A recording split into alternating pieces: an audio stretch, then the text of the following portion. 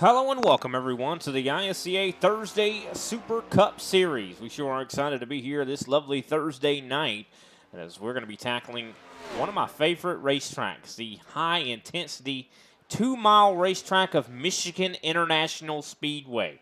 This place is one of the fastest tracks on the schedule. These guys are going to be hitting almost 200 mile an hour. Some guys might even hit 200 mile an hour. I know that the highest speeds I've seen thus far have been about 10 or 198, maybe even 200, but definitely going to be some really fast times. Of course, my name is Brian Britt. I have none other than Big Al in the booth. How are you doing this evening, Big Al?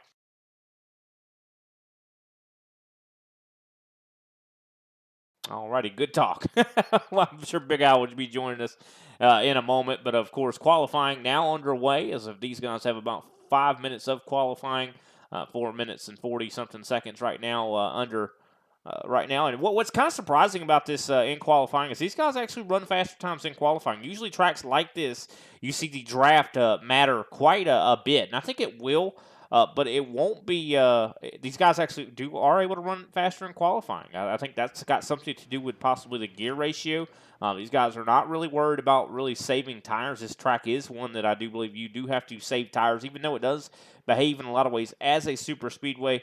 Tire saving is a strategy you're going to want to definitely have in mind. Of course, looking at the race facts here for tonight's race at Michigan. This is the Rock Auto 250. 250 laps. That's not right. That's actually 125 laps, ladies and gentlemen. Stages are 25 and 55.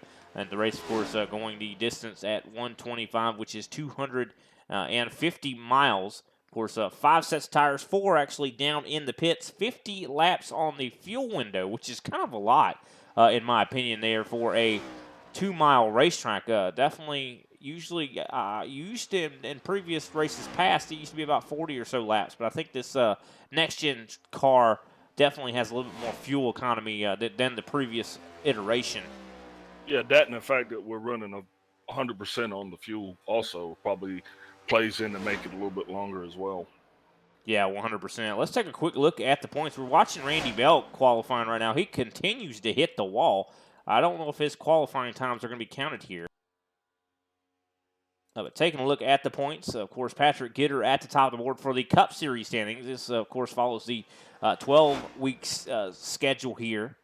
And, of course, Patrick Gitter so far in the few races that we've had, he's won 2 of them and has been very, very consistent, has 350 points, 55 points over Brandon Pasalacqua right now, who has just been really consistent, has not really won any races in the Cup Series. Of course, he has in the Super Cup. But Brian Johnson, he sits in third spot. Fourth place, Josh Schaffner. Shane Parrish, he won, I do believe, his last race, or last week he won a race, actually, and it's not actually showing up on this this points standings here, which is kind of interesting to say the least. But he won his first race actually last week, so we were really excited about that. Of course, Matt DeCiani sits 6th in the points. Kenny Powell 7th, Greg Wychinski 8th, 9th Greg Carr, and 10th Randy Belt. Of course, let's look at the Super Cup points. Of course, Brandon Pasalacqua out in front of Brian Johnson by 53 points. John Schaffner sits in 3rd at the moment. Kenny Powell sits 4th. Patrick Gitter sits in 5th place. He's got the most wins in the Super Cup season with 5. Of course, yeah, this one is correct. You see Shane Parrish has gotten finally a win. I mean, this has been something I've been talking about quite a lot over the last couple months, that Parrish is bound to win one eventually, and he did last week at Richmond. He definitely had the long run pace all dialed in, and he usually does. Of course, Matt DeCiani back in action. I know we haven't seen him for a few weeks, so he's going to be definitely scrambling to try to see if he can't recover some of these lost points. He's in 7th. Greg Wychinski's in 8th. Scott Naslin, haven't seen him tonight. I'm hoping seeing if he's going to make it into the competition. Of course, he's in 9th. Chris Johnson, he had a fantastic run last week at Richmond. I expect a lot from him here tonight as well on that Ford. But that's a look from the top 10 in the Super Cup standings. Michigan, definitely a fast, awesome, intense track. Big Al, what are your expectations? Man, I think we're going to see a lot of exciting racing here tonight, Brian, and it's going to be not just single file racing. I think there's going to be a lot of side-by-side racing, like you said, Could even see some free wide race. And these guys coming here tonight gives them a great opportunity to kind of stretch their legs out, if you will. I know we've been kind of confined to tight spaces for the last couple of weeks, so I think it's going to be an exciting one for us. Yeah, that's a good way to look at it. It's definitely tight spaces. I know Richmond is one of those places where you don't have a whole lot of wide open space. I know Michigan is one that, I was talking to Kenny Powell, and he mentioned that we could possibly even see 4 wide, maybe possibly even 5. There's room for it at this racetrack. We'll have to wait and see how it all plays out. Let's go ahead and take a step away and pay some respect to our nation with our national anthem. We'll be right back.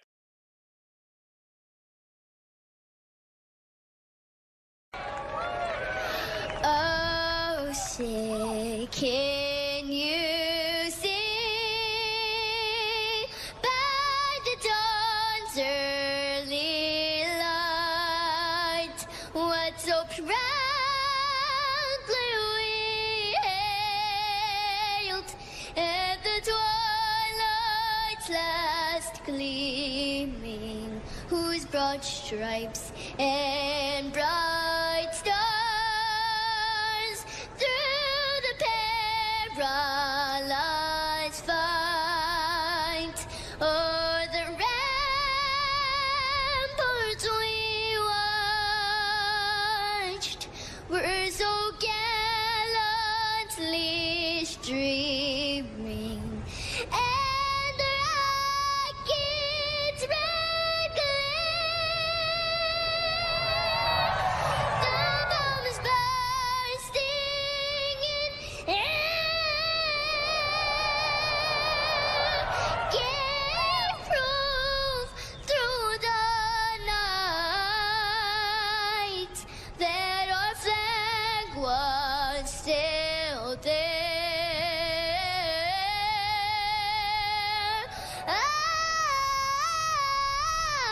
Oh, say does that star-spangled banner yet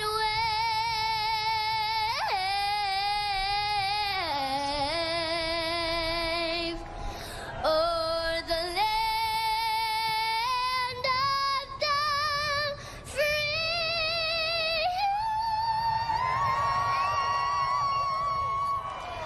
and the home of the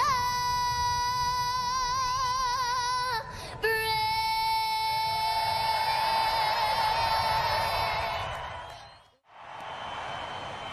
Driver, start your engine!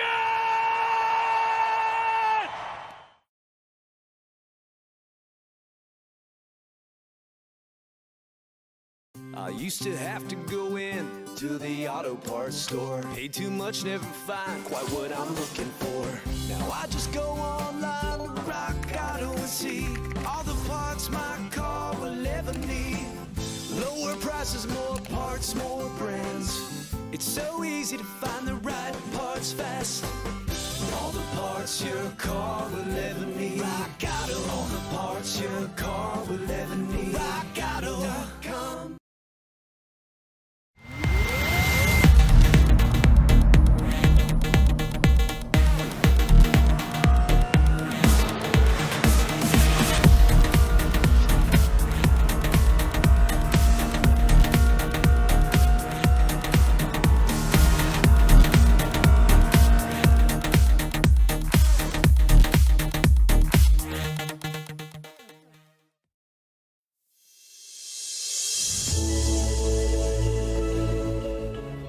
Hey everybody, my name is Warren Maddox. I am the president of Ultimate Experience Outdoors. Our mission, we are dedicated to taking veterans, first responders, youth, and Gold Star family members on outdoor excursions across the country.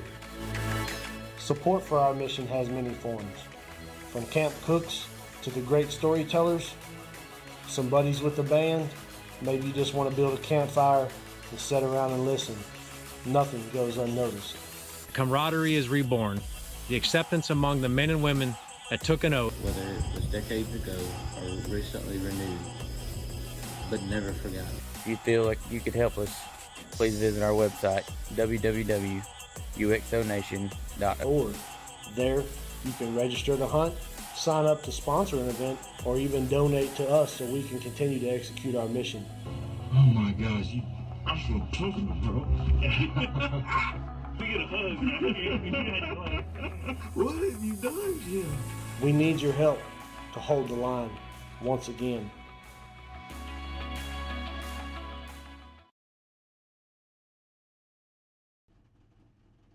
Welcome back, ladies and gentlemen, to the ISCA Thursday Super Cup Series. Of course, we have the grid set for this evening's action.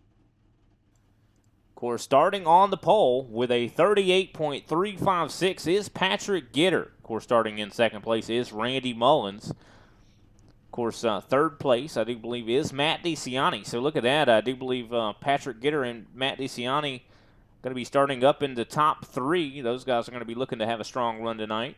Chris Johnson going to be qualified in that fifth place position. I actually skipped right over Brandon Poslakwa, I should say. He's in fourth. Chris Johnson's in fifth. Shane Parrish starting in sixth place. Kendall Levron starts seventh. Jeffrey Souza in eighth. Ninth place, J.C. Evans. Mark Sanchez qualifying in 10th. 11th place, Greg Carr. Josh Schaffner in 12th. And rounding out 13th is Jordan Booth. And that's going to put Frank Flores in 14th with Charles Joplin in 15th. Greg Wachinski starts tonight in 16th with Kenny Powell, his G&G teammate, in 17th.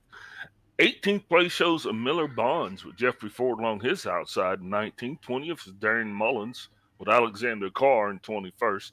Randy Belt comes off in 22nd with Paul Osen on his outside in 23rd. 24th is Derek Jacobs. 25th is Ryan Strunk. And Greg Newsom rounds out this 26-car field. Nice size field for this racetrack, that's for sure. And we talked about three wide and stuff like that. I think that might be too many. We're going to see. We might thin out some of them guys, Big Al. I mean, when you have accidents at a track like this, they usually don't. They usually have to call the tow truck to get it back to the pits. And the cool thing is, we got cars to spare, man. So, I mean, let's go. Let's get jiggy with it. Let's mix it up a little bit here, and let's get some green flag exciting racing going on. So I think that's going to be one thing, too, that's going to actually work out in our favor, just having so much talent out there on the track tonight. Yeah, we definitely have a lot of talent out here. And this is one of those tracks that I think a lot of guys are going to have an opportunity to make something happen here. You know, a track like Richmond last week, it's a difficult place. I mean, this track also has its share of nuance and subtlety as well when it comes to trying to save the tires. But I think a lot of these guys have that opportunity. I mean, you see the practice lap times we saw earlier. They were really very, very close on lap times. And I think the draft is going to be one of the great equalizers here. I think it's really going to be all about who has the long run setups. Oh, he said draft. That's a word that we hadn't heard in a couple of weeks. So, yeah, going to be exciting to see how that works out and if drivers can actually take advantage of it, Brian. That's going to be a big thing because, you know, dirty air is still going to be everywhere. So drivers are going to have to watch out for that as the pace car gets out of the way. Looks like we're going to hit that Geico restart zone. Now we are, and there it is. Green flag out for the first time. Patrick Gitter leading us there. Really good restart there for him. You see Matt DeCiani getting some bumps from behind from Chris Johnson there on the bottom line. Bottom line getting a really good start. Looks like the top line going to start to fall back a little bit there with Randy Mullins at the helm. Yeah, it looks like Mullins didn't get that launch that he needed. I don't know if he wasn't anticipating it or not. And once again, coming out that long straightaway, and this is where you're going to start to see drivers get 3 and 4 wide here, Brian. Everybody is going to be trying to get on the outside, but I think if you're going to make passes, you're going to have to be able to scoot around this thing up high. And you see right now, 3 wide, Shane Parrish in the middle, trying to battle, I do believe, for the top 7 at the moment. And you see on the bottom as well, J.C. Evans pushing along, I do believe that's the 54 of Randy Mullins. So we're seeing Randy Mullins falling back. He started in second place, is already all the way back, I do believe, outside of the top 5. And Shane Parrish, last week's winner, trying to move through the field here. Yeah, got Shane Parrish on the inside there of Randy Oh, Mullins. contact! Parrish into the 54. And then, of course, like you said, Randy Mullins up into the outside wall. Not sure exactly why the caution came out on that one, but the caution flag is flying.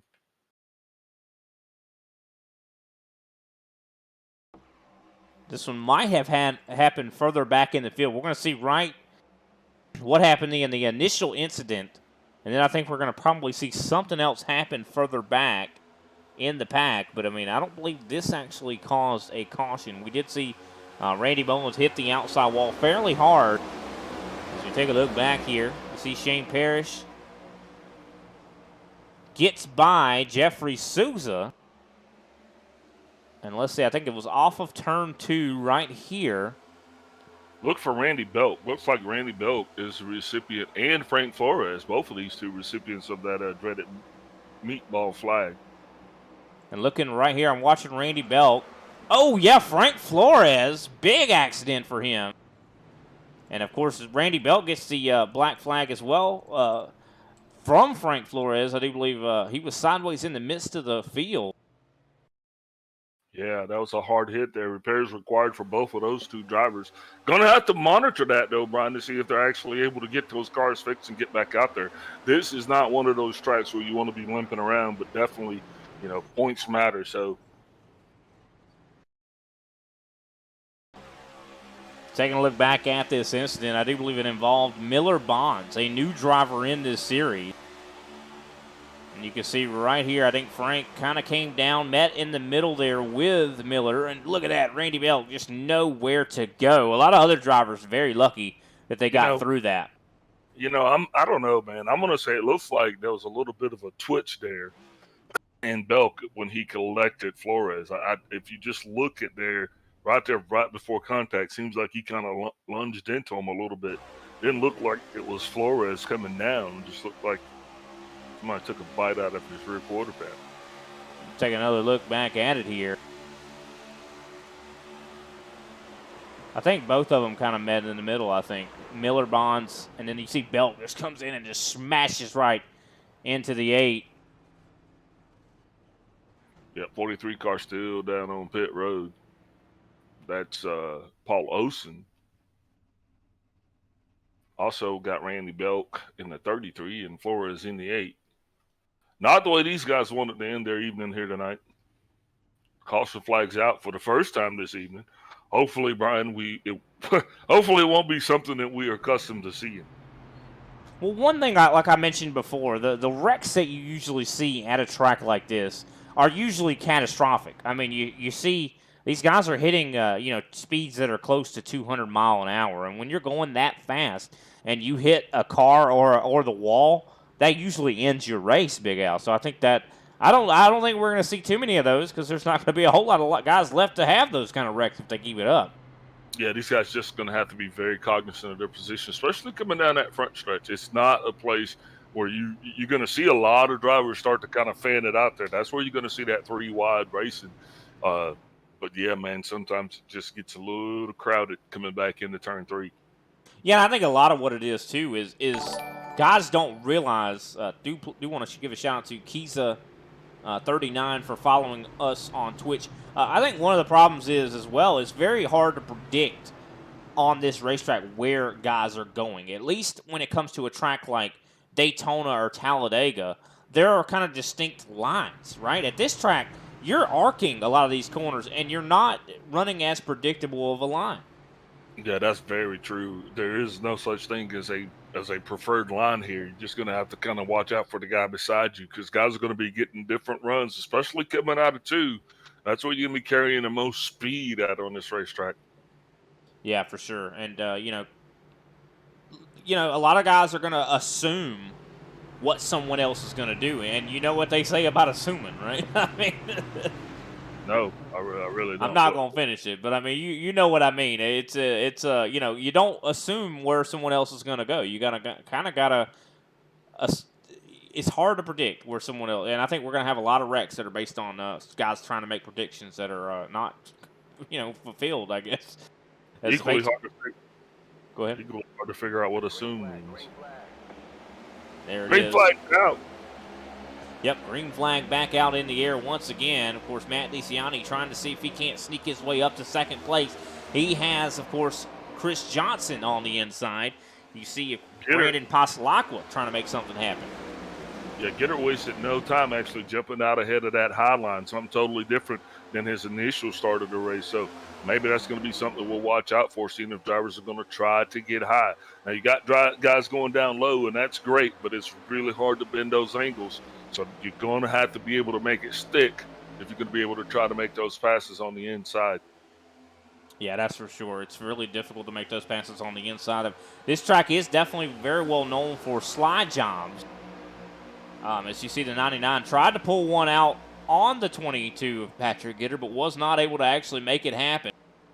Yeah, Also, Passalacqua trying to make something happen here. Yeah, Chris Johnson's just trying to hang in there to figure out where exactly he wants to go. Right now, he's in third place. Looks like the 28 of Kendall LeBron got a little bit sporty there. Yeah, some big wiggles there from Kendall LeBron. You can see he was trying to avoid, I do believe, the wall outside of turn 2, side by side for the lead. Passalacqua, I do believe, is going to almost make the pass on the one of DeCiani and not quite able to get it, but he is still definitely trying his best. Also to fight for the lead, still heating up. And this is going to bring, of course, the rest of the guys back into the battle. Of course, side by side at Michigan a lot of times has sort of an accordion effect. It brings everyone together like a big happy family. Yeah, until you get on that backstretch, you start to figure out what's going on. Looks like we've got another driver entering the racetrack down and low. Yeah, I saw someone down there on the bottom. I was trying to figure out who that was as we see Shane Parrish diving to the inside of Brandon Passalacqua. Of course, he is side by side at the moment with Kendall LeBron, as it looks like Matt DeCiani moves his way back up into second position. Also, J.C. Evans has worked his way up into 6th. Look at him come.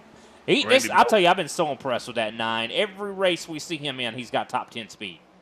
Randy Belk and Frank Flores both having completed their repairs required, or their required repairs, however you want to say that. Flores back down on pit road. Not sure exactly what's going on. Maybe he's just doing a little bit of extra work. Could very well be the case. Still side by side up in the front. As you see, Chris Johnson is retaking second place. We're seeing a pretty much revolving door of second place. Pretty much changes here. So we see 3 wide for the lead. Passalacqua is going to push Chris Johnson. And I think this could be just the help the 99 needs to possibly get this lead away. Yep, it's going to get real sporty here as everybody's starting to try to get that right bank angle here coming off of turn 2. Leader's right in the middle. Now he's going to get a shove. That shove is going to be coming from Patrick Gitter. Yeah, Patrick Gitter going to definitely give a really big shove to the back of the 99. I think Chris Johnson running a really good line, though. He's running more of the middle group. That's a good line around Michigan. As you see back behind Matt DeCiani, who was up in second place, I should say, is now battling with J.C. Evans. J.C. Evans now up into the top 5. Now going to try to see if he can't battle with Kendall LeBron. Yeah, and further back in the pack there around where Kenny Powell is, looks like Jeffrey Souza, Josh Arthur, and Kenny were just kind of mixing it up a little bit there. Not a whole lot of contrast, but hey, everything is good, and these guys are pushing on. Yeah, 100%. As we see, do believe we see Miller Bonds, actually, one of the new drivers here in this series, moving up through the field as well. Of course, he's not far back from Shane Parrish. I do believe he's in 11th place at the moment.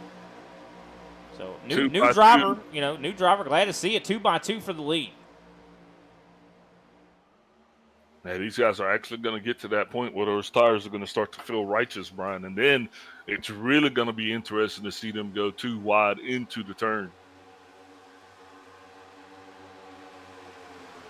Speaking of which, let's take a look at the lap times right now. Brandon Passalacqua was the fastest car on the track that last time by. Well, no, actually, I think Kendall LeBron was the fastest car that last time by, hitting a 38.873.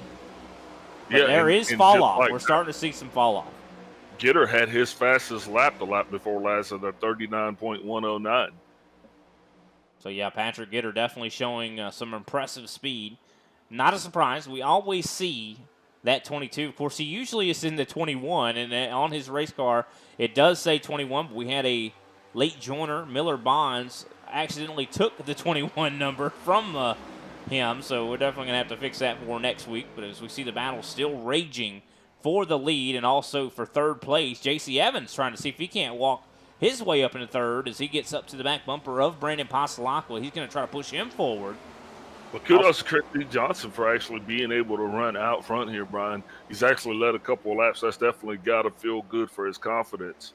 Now, he did take a little bit of hiatus, and that probably speaks to the reason why the point situation is the way it is. But, hey, looks like he's back in full effect here.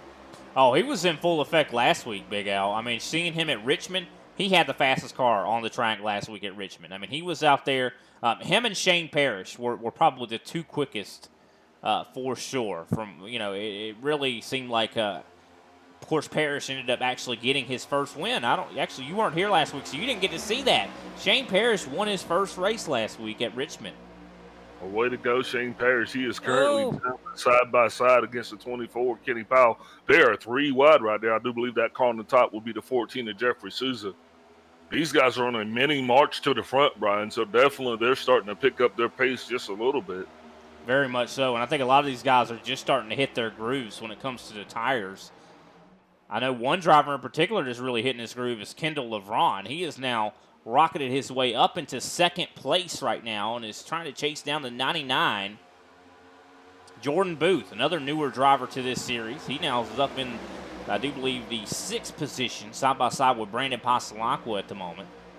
You talk about Kenny Powell, he is in line. We're moving forward. Yeah, Booth definitely has his nose pointed to the north. You can definitely tell he is trying to get up front here. Whoa, big wiggles for the 21 of Miller Bonds. He almost just lost it. I think he did lose it somewhat. Yeah, caused a little bit of a checkup behind him. Definitely some elevated blood pressure back there. I thought he was going to, because he took it high on the top 3 wide. And I think he had a really good run, but unfortunately he lost it on the exit. And also some big wiggles coming on from Chris Johnson. Johnson getting really loose off of turn number 4 as we are getting ready to complete lap number 17. Of course, keep in mind, stage 1 will end on 25 to 26. So not long until we see the end of stage 1. And I'm sure a lot of these guys are looking to go ahead and get a set of tires. Yeah, I think a lot of guys were just pushing it as hard as they could here in that first stage, just trying to see what that tire wear degradation is going to look like. And I think they got the data that they need. Just got to hold on now, Brian, through the next 7 laps or so to can actually put this stage in the books. 3 wide again. These guys are not giving up.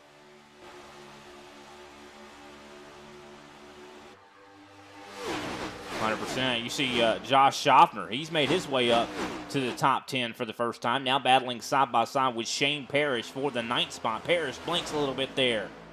Yeah, Parrish has been having a little bit of a blinking problem, but so far it has not been an issue.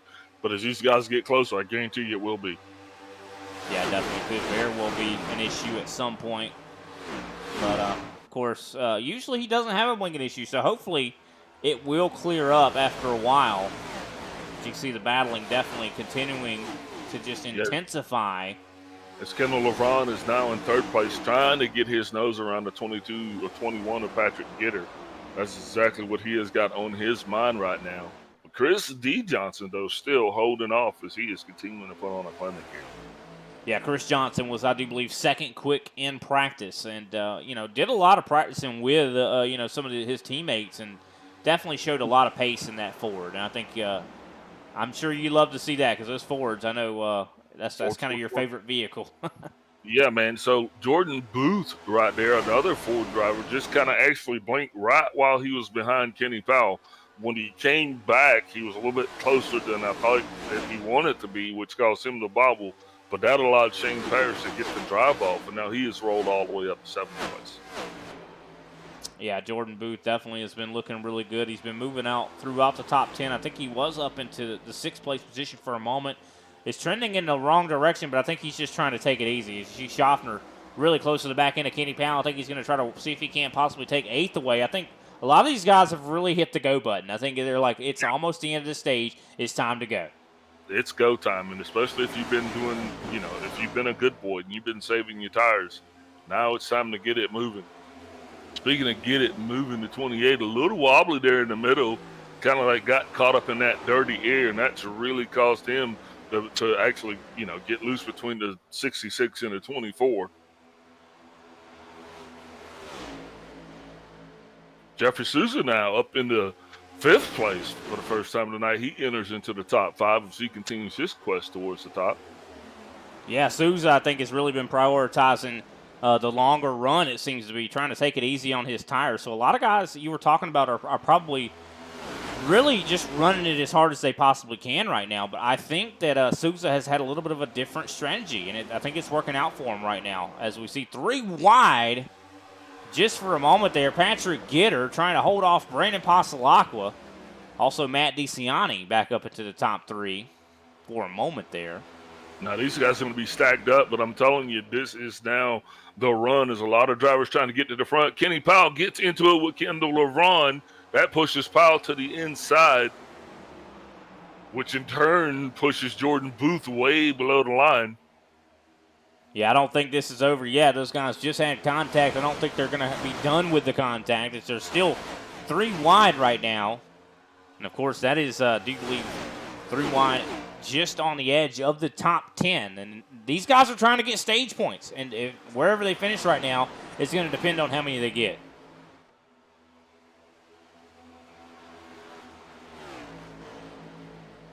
So Greg Carr now entering the top 10 for the first time. He's now up to 9th place. Good job on the 25 as he's right there behind Kenny Powell at the moment.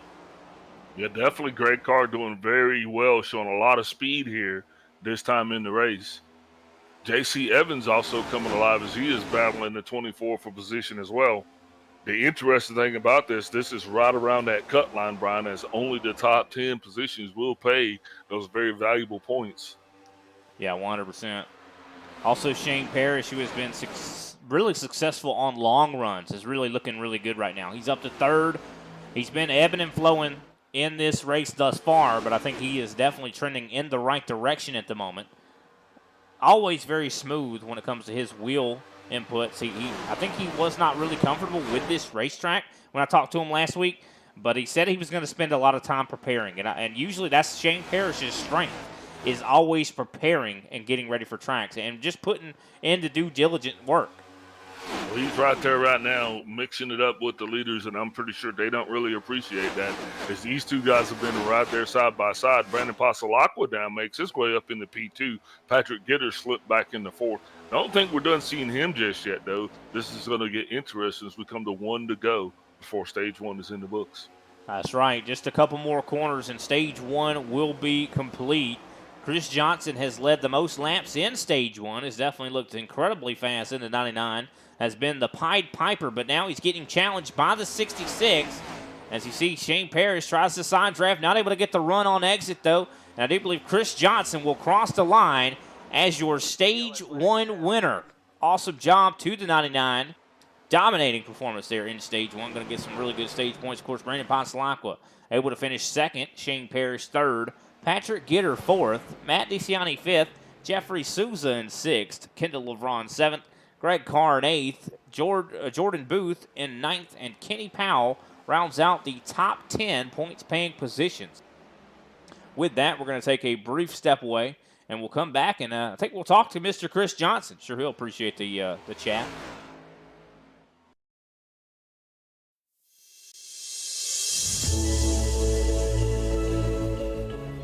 Hey everybody, my name is Warren Maddox. I am the president of Ultimate Experience Outdoors. Our mission, we are dedicated to taking veterans, first responders, youth, and Gold Star family members on outdoor excursions across the country. Support for our mission has many forms. From camp cooks to the great storytellers, some buddies with the band, maybe you just want to build a campfire and sit around and listen. Nothing goes unnoticed. Camaraderie is reborn. The acceptance among the men and women that took an oath. Whether it was decades ago or recently renewed, but never forgot. If you feel like you could help us, please visit our website, www.uxonation.org. There, you can register to hunt, sign up to sponsor an event, or even donate to us so we can continue to execute our mission.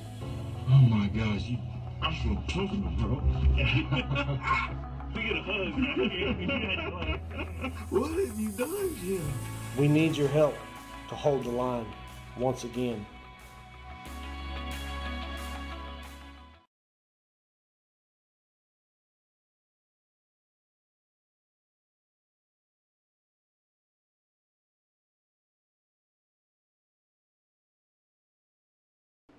All righty, we are back. And, of course, we're going to talk to Chris Johnson in just a moment. I know he's in the midst of pitting right now, so we don't want to interrupt him while he's in the midst of doing that. Of course, it looks like, someone missed their box. Matt DeCiani actually not able to get fully stopped in his box. Has to kick it in reverse. So unfortunate there for him, as it looks like, I do believe, the 99 is able to win the race off of pit road. And I do believe we're going to be joining with him right now. Chris Johnson, how you doing, man? He's in the broadcast chair. Chris Johnson, do you read us? Yes, sir. Alrighty, I thought I had you there before. I was talking to myself apparently. Yeah, how's it going, man? It seemed like you got a really fast race car underneath you. You were able to really lead the most laps there of the stage at 17 laps led. Yeah, Kenny Coppola at TWRS really nailed this setup this week, and she's a rocket ship. It definitely seems like it for sure. I mean, now I saw that, Shane Parrish was really starting to come up on you there. Brandon Passalacqua was as well starting to put a little bit of pressure on you. What is it going to take, you think, to win this race? The longer the run, you got to save a little bit of tire. I didn't think you would, but you definitely have to save at least a little bit of tire to give, guys like Shane and Brandon a fight. 100%. Now, it does seem like as well the draft matters quite a bit. Now, you had a lot of clean air. What do you think that did for the race car? Did it help you think, save tire? How hard was it to deal with the dirty versus clean air? Well, clean air is definitely a lot better. The car is more planted in clean air. Definitely saving at least your front tires in the clean air. I know you burn up your rears a little bit if you're not too careful, and dirty air, you just burn up everything.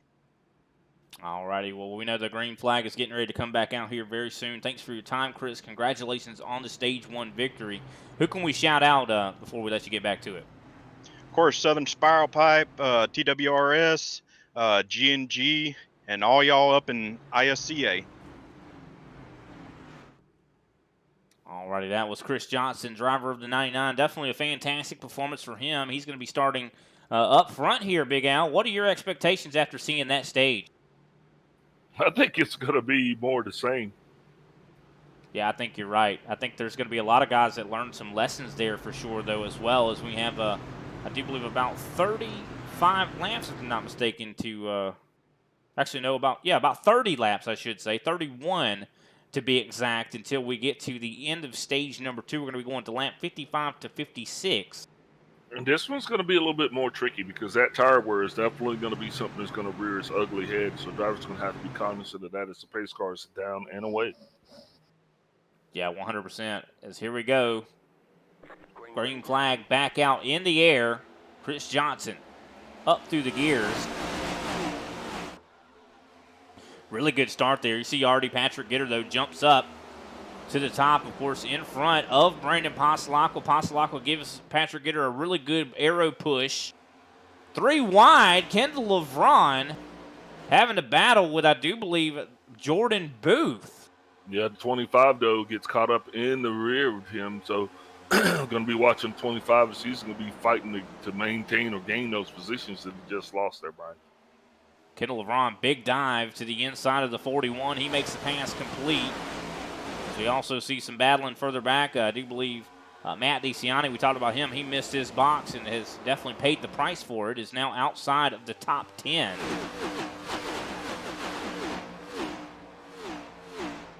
Yeah, those are the costly mistakes that are going to get you, especially as this thing goes on. But thankfully, he made those mistakes early on, because if he would have made that, say, in the third stage when you're actually getting those green flag pit stops, it would have been very, very costly. Yeah, for sure. As you see the one of Matt DeCiani now side drafting Kenny Powell. Going to drive it deep into the corner. I think he might maybe get the pass completed. Of course, going to be very difficult considering he's got Jeffrey Sousa in front of him. Patrick Gitter now working his way back up into second place, battling Passalacqua. Now, what do you think about this? This is a totally different race than we had at the beginning of the first stage. Now you got a lot more single file action going on towards the front.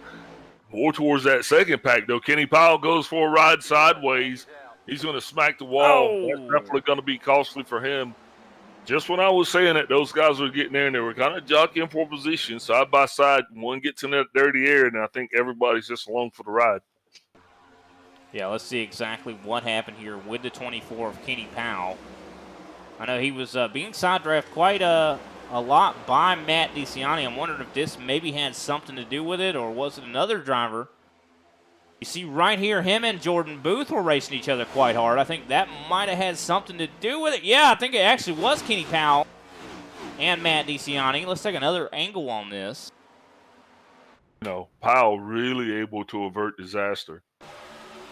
Matt DeCiani, Kenny Powell, Greg Newsom, all three with that dreaded repairs required flag. Yeah, Powell pounds the inside wall here. And right there, he hits off the 41 of Booth, and that kind of sends him down the track into, of course, the one Matt DeCiani's nose, which turns him into the inside wall. And I think, yeah, Kenny Powell's probably got something broke, definitely. Yeah, probably that left rear, I believe, is about where his problem is going to originate. There's that the 21 of Newsom. Yeah, You I'm know, trying to see Newsom's gonna exactly run what 27. happened here to Newsom. This is a completely different accident.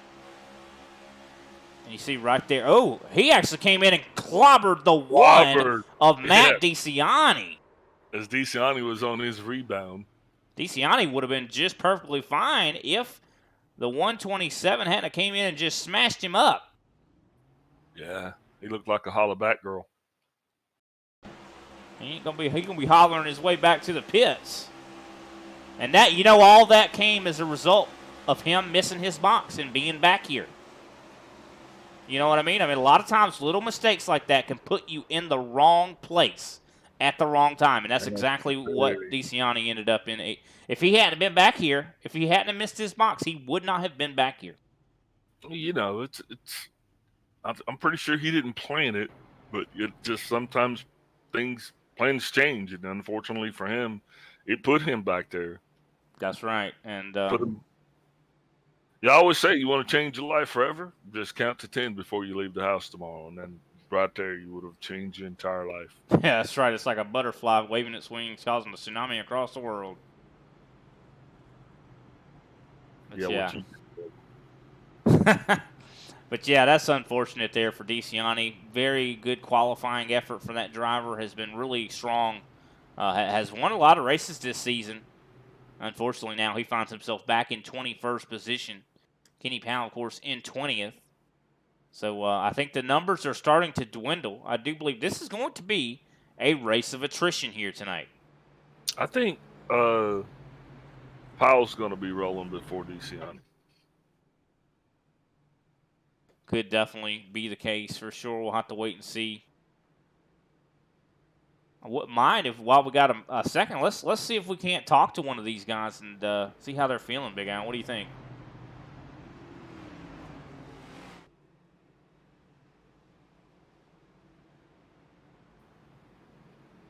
All right. I think we got Matt DeCiani up in the booth. Yeah, let's talk to him just for a moment. Matt, what happened? Yeah, I don't really know what happened. I got a clear call and I was gonna slide in behind Kenny and we just connected. I don't know if he lifted or something, and I hooked him. We were fine, and then I got absolutely killed by someone that didn't want to slow down for the wreck. But yeah, I'm done. I got 9 minutes required. Yeah, we saw that kind of secondary crash. Of course, you would have probably been perfectly fine. Of course, Kenny wasn't fine. He hit the inside wall, but I think he got up into Jordan Booth, who was above Kenny Powell, and then he came down into you and turned himself on your nose. You would have been fine, but unfortunately, you were in the wrong place at the wrong time. And as well, you actually missed your box earlier, and it kind of put you back there. Do you think that kind of led to it, being back there? Oh, yeah, definitely. I was trying to get aggressive in the box and didn't push the brake hard enough. But, yeah, that's what happens. But, oh, well. All right. Well, we appreciate your time. We're getting ready to go back green. Can we get a quick shout-out from you? Yeah, thanks for you guys for calling the race. Yeah, thanks, TPI, for the set. All right. Well, thanks for your time, Matt. We'll see you later, brother. All right. That was Matt DeCiani. We appreciate him taking the time to talk with us. I know he's got a little bit upset, but definitely you do appreciate the conversation there as we get ready to go back green once again. Chris Johnson going to be leading us there. Green flag back out in the air. Johnson wasting no time getting her going here. 100%. Also, Josh Schaffner making a big move here to the inside of Patrick Gitter. That caution would have been at a very inopportune time, because this is the one thing what you're trying to do is you're trying to get a race rhythm, and it's kind of hard to do that if somebody turns the lights and the music off right in the middle of the dance. But Yeah. hey, you just got to get back out there and get going. I'll tell you who's just got back out there and got going is Brandon Passalacqua. He has rocketed his way up to the lead with the aid of Patrick Gitter. Teammates kind of working against one another here as Patrick Gitter rockets himself up to second place. Also, Josh Schaffner looking really strong right now. Sits up in that fourth position at the moment. Of course, the 50 of Schaffner started, I do believe, pretty far back. I'm not quite Schaffner sure. started back in 12th place, so he is our biggest mover thus far. All the way now behind his G&G teammate, Chris D. Johnson. Probably couldn't got there at a better time. Definitely going to feel, a little bit rest assured there once you got somebody familiar behind you, even if it's just the fact that you kind of know just through laps and repetition exactly kind of what the guy's going to do. It takes the unknown factor out. Shane Parrish doing everything he can to maintain his top 5 position, but he's got the 14 of Jeffrey Sousa's going to be right behind him trying to make his way back into the top 5. And I'm telling you, this is looking like a race at Daytona or Talladega with the way Chris Johnson has been pushing Patrick Gitter. I mean, he's literally been connected to the back bumper, bump drafting right now, and that's going to allow down the backstretch him to catch up quickly to Passalacqua. Passalacqua had pulled away just a hair, and here comes Gitter to the inside to try to reclaim the lead. Of course, Gitter started on the pole in this race. He's going to wrap right around the yellow line. He's going to take it. For how long, though? Patrick Gitter definitely with a very fast race car. I'd say a lot of these guys are very equal when it comes to their speed here tonight. Yeah, Gitter's going to be trying to get back up front. That's what he has definitely had a fast car all night, and he has been trying to show that, to get it on display, to put it out front, where he honestly does belong, and that's where he's at now. So now he's up front. I think he's going to go ahead and keep the hammer down. Hopefully he'll be able to save just a little bit of tire. It's going to get him through the wee hours once we get down into, maybe 3 to go or so. And you see Patrick Gitter trying to break the draft on Passalacqua, but I don't think that necessarily works at this track, just considering how high the speeds are. But we'll have to wait and see. It looks like Gitter was able to defend against that challenge. Also, we do have someone new up in 6th place. That is Jeffrey Sousa. Sousa looking really quick. He's right on the end of this front pack. Of course, Kendall LeVron trying to draft his way up. So it looks like we're starting to have some separation between 7th and 8th right now. Well, you see the pros do that. They do that very same signature move when they're coming down the back stretch, the front stretch, going way out and coming back in. So trying to break that draft. You'll see it this weekend as well.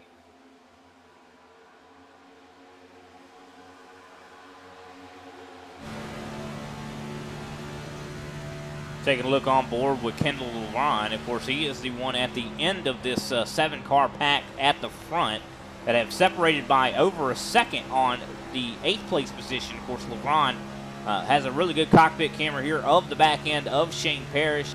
We can kind of see exactly the speeds these guys are able to hit down the back stretch and front stretch. Look at that, 198 mile an hour. How fast is that? Wow. That's pretty fast. That's faster than I'm going right now sitting here in my race car. That's right, and one of the fastest racetracks on this circuit. This draft definitely helps it out quite a bit as we see. Let's look what he's going to be hitting into turn number 1, and it looks like about 197 as he backs off. A lot of these guys having to back off because they don't want to really overdrive entry. Hey, you know what? And to speak to that point, the lead pack, man, they were together, single file. That second pack, so they're back there getting a little sporty with the racing. They're really out there kind of side by side. And look at the distance, though, that the lead pack is kind of starting to get on these guys. Yeah, now it's creating more and more of a gap, almost 2 seconds now. Of course, J.C. Evans is in 8th. He leads that pack. You see Greg Wachinski. He's right behind him there. They have started single filing out, but you see some drivers decide not to really stay single file, such as you see Mark Sanchez battling as I do believe he's battling with Ryan Strunk. I haven't talked a whole lot about Strunk here. One driver I'm kind of surprised at how they're not doing as well as I suspected they would is Randy Mullins. Mullins started the race in second place, Big Al, and he is all the way back here, I do believe, in around 13th. No. But, I mean, I guess it matters where you finish. Yeah, so it as long does. as he can stay out of trouble, man, and kind of keep it pointed in the right direction for the most part, he's still got a chance at this. We've got a lot of racing left to go, man. We're just halfway through stage 2 here. Well, I'm sorry, we got about 13 laps, 12 laps to go in stage 2. We have had a lead change as well. Brandon Pasalacqua is up in the lead. And look at this. These guys are almost like a serpent up here playing they're trying to avoid the draft, or, Brandon Pasalacqua is trying to avoid giving anyone a draft, and he is acting almost like he's at Pocono or Indianapolis, the way he's trying to break this draft down these front stretch and back stretch. You love to see it. Also, Shane Parrish trying to make moves, I do believe, on Josh Schaffner. 3 wide. Now, this is the kind of stuff, if these guys stay 3 wide and stay battling like this could bring that second pack into competition. Yeah, that's definitely one thing that they did stop doing. They stopped following the leader. Now everybody wants to be a leader. Sometimes you got to be a follower. Yeah, that's one thing about it. You want that temporary position, right? Instead of you should be thinking about the long term. If you all get in a line, the top 7 right now, if they all got in a line and drove away from the rest of the drivers, that would limit the amount of competition that there is, right? Yeah, but I want to win too. Yeah, hindsight's always 20/20, and of course you got to keep in mind as well. And now less than 10 laps, these guys will be ending stage number 2. So I think that's also something that these guys have in mind as well. Yeah, because right now that second pack is starting to, Mullins hard into the wall there, really kind of got into it, pedaled away. Problems for Kendall LeBron. He gets turned by Shane Parrish. And the caution flag is out. And we're still wrecking back here. Oh, my goodness. Shane Parrish and Kendall LeBron involved in an accident here.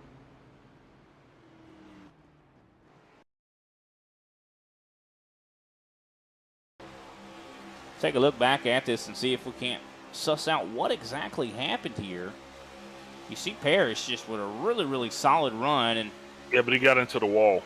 Now, that was Josh Schaffner got up into the wall in front of them. And so LeBron kind of checked up, but Parrish didn't. Yeah, luckily, good job on Kendall to not hit anything. So this won't really hurt Kendall as much as it could have. He did not hit anything. So this is just going to pretty much hurt his tires more than anything. Oh, it's going to hurt a lot more than just his tires, because what we're going to do is we're going to effectively stack this whole field back up together. And it's going to be a run for the sun, because by the time they go back green, they're going to be about 8 to go here before this thing is actually in the books, and that's going to make it pretty dang competitive, Brian. Kenny Powell now slides up, attempting to get his lucky dog. That's going to give him a wave around, put him back just it would be 1 lap down.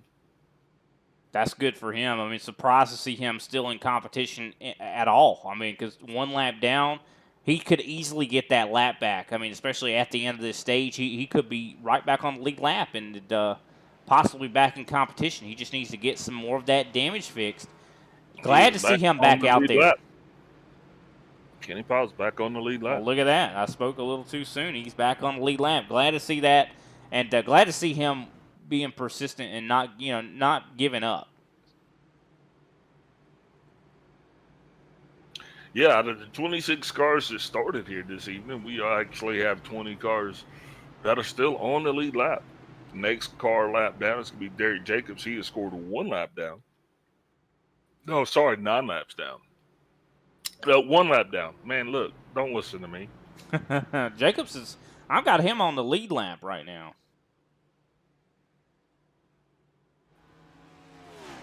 Jordan Booth, 9 laps down. Greg Newsom, 10 laps down. 12 laps down is Matt DeCiani.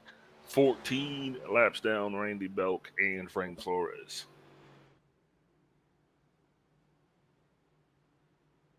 Of course, Brandon Pasalacqua at the moment in the lead. Pace car light should be going out very, very soon. And I think we're going to have us probably a 6 or maybe 7 lap shootout to the end of this race. or into the stage, I should say, and that's going to settle who is the Stage 2 winner. I don't really like shootouts, Big Al, at the end of stages. I think this could be dangerous. Yeah, I mean, you said it right the first time. This could be the end of some people's race because, those stage points could be pretty pricey, for those that are going for them and those that are just going to be out of reach of them. I think everybody's going to have to put the hammer down and go, though, at this point, Brian. Yeah, and for the most part, everybody did pretty much stay out. I do see Jeffrey Souza decided to come down, take a set of tires. Kendall LeVron as well came down to take a set. Like that call from him. Miller Bonds, I do believe. Randy Mullins. So we did see some guys that actually came down pit road to grab a set of tires. I like this decision because we know that everybody that didn't come down just now is going to come down at the caution flag for the Stage 2 end, which means all those guys that just pitted are going to go all the way to the front. You're 16 position though down, so you're having to make a whole lot of enemies to get to the front. We're going to be watching it. I mean, we're not going to look away. We're going to even talk about it, but it's still going to be a tall order. Well, no, I'm not saying it. They don't physically have to pass anybody. Everybody that did not pit in the top 15 are going to pit when we end this stage. You don't have to pass anyone at all. You literally can just stay on the lead lap, and you're going to go to the front. Because you don't have to pit. You stay out. You're going to pay for that eventually, though. You might. We'll see. Eventually. I think it's a genius decision. I like it. So here we go. We believe Brandon Pasalacqua choosing to start on the top side. This is kind of an interesting decision. I didn't think we could do that here, but it looks like he has decided to do it. As here we go. Going to have a 6-lap shootout. Green flag is out. Pasalacqua goes a little bit early there. Top line totally got it moving, but they disintegrated there after you got back to P3. Now we got ourselves a lead here. Pasalacqua doing what he does to get up front. Josh Schaffner, though, getting a heck of a run as he is now being scored in P2, Brian. Yeah, Schaffner, big mover. Like you mentioned before, started in 12th place, is now up to second, and I think he could possibly... big problems. Contact. A lot of contact there between Patrick Gitter and Chris Johnson. Also, J.C. Evans is now up in the top 5. What can he do as he gets cut off by the 22 of Patrick Gitter here? There's not a lot of room up here. We're not opening the doors. There's no hospitality up here. I say there's a lot of room. There's just not a lot of room for egos. Ain't nobody's gonna let you in up here. I promise you that. There ain't nobody holding the door for you. That's for sure. That's right. Shane Parrish now on the inside of J.C. Evans trying to go for that 5th place position. Parrish getting that good solid run down on the inside. Going to be watching to see what J.C. Evans does, though, as he waits on that car to hook up. Looks like it might be a classic crossover move, but I don't think so. Shane Parrish going to close the door. Speaking of closing the door, here comes Patrick Gitter around Chris Johnson. These two going to be battling for what would be 3rd place. Look at Gitter go. Gitter's always getting it done. I mean, that's one thing you can always say. Really loose off the corner. He was dirt tracking it off of turn 2. As well as you see Chris Johnson now getting challenged by Shane Parrish. It's about that time. It's about time for a little bit of drifting to get in here. Especially Michigan, and once she starts to go on you, you just come accustomed to it, I guess. I mean, you just got to go with it. I mean, this is, Michigan, a big racetrack that a lot of times you want to be somewhat sideways to make these corners. Big run from Patrick Gitter. He moves up to the top, now side by side for second with Josh Schaffner. And he is just hanging it right on out here. Somebody just put NOS in that 22's car. Schaffner needs to have a solid points run here today. It would definitely help him along his quest of being our Super Series champion. Because now they are 3 wide, a little bit of contact there. The 66 and the 50 touch a little bit. As we now have 2 laps to go in stage number 2. Brandon Pasalacqua probably loving every bit of this. He loves to see these guys battling behind him because he doesn't have to battle if they're battling. Oh, but it's coming his way. I mean, he's kind of like Team Maybe right now, but they're definitely going to be in his time zone here real soon. Here we go. Shane Parrish takes him 3 wide. You'd much rather the battle for second be a long-distance call instead of just, a tap on the shoulder. And still 3 wide. Shane Parrish not able to make the bottom work, not able to get the momentum off the corners he needs. Here comes J.C. Evans. Parrish goes down low to block Evans. And here comes Chris Johnson trying to get by. Of course, that is, I do believe, Ford versus Ford right there.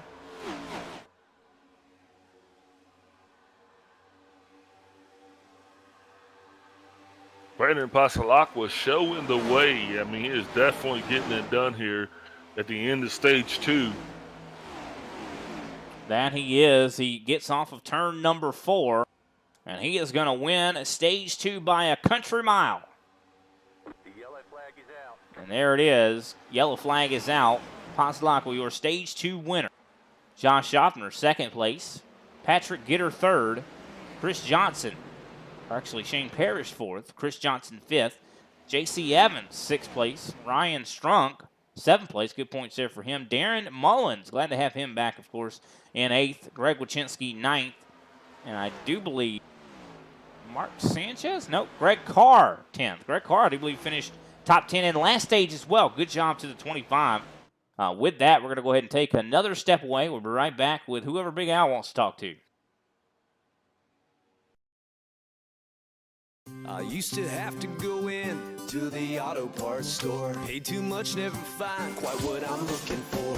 Now I just go online to Rock Auto and see all the parts my car will ever need. Lower prices, more parts, more brands. It's so easy to find the right parts fast.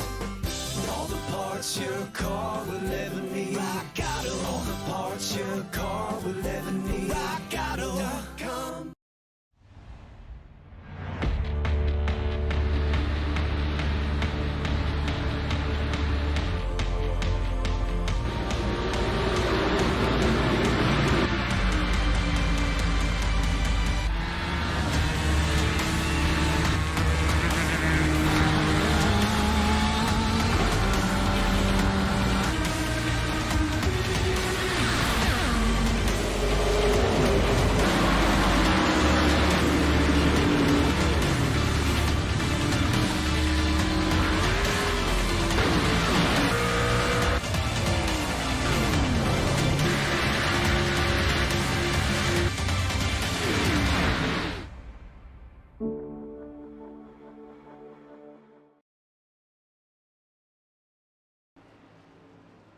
And we are back, ladies and gentlemen. I do believe in just a moment we're going to be talking to Brandon Pasalakwa. Of course, we'll wait until after he finishes his pit stop.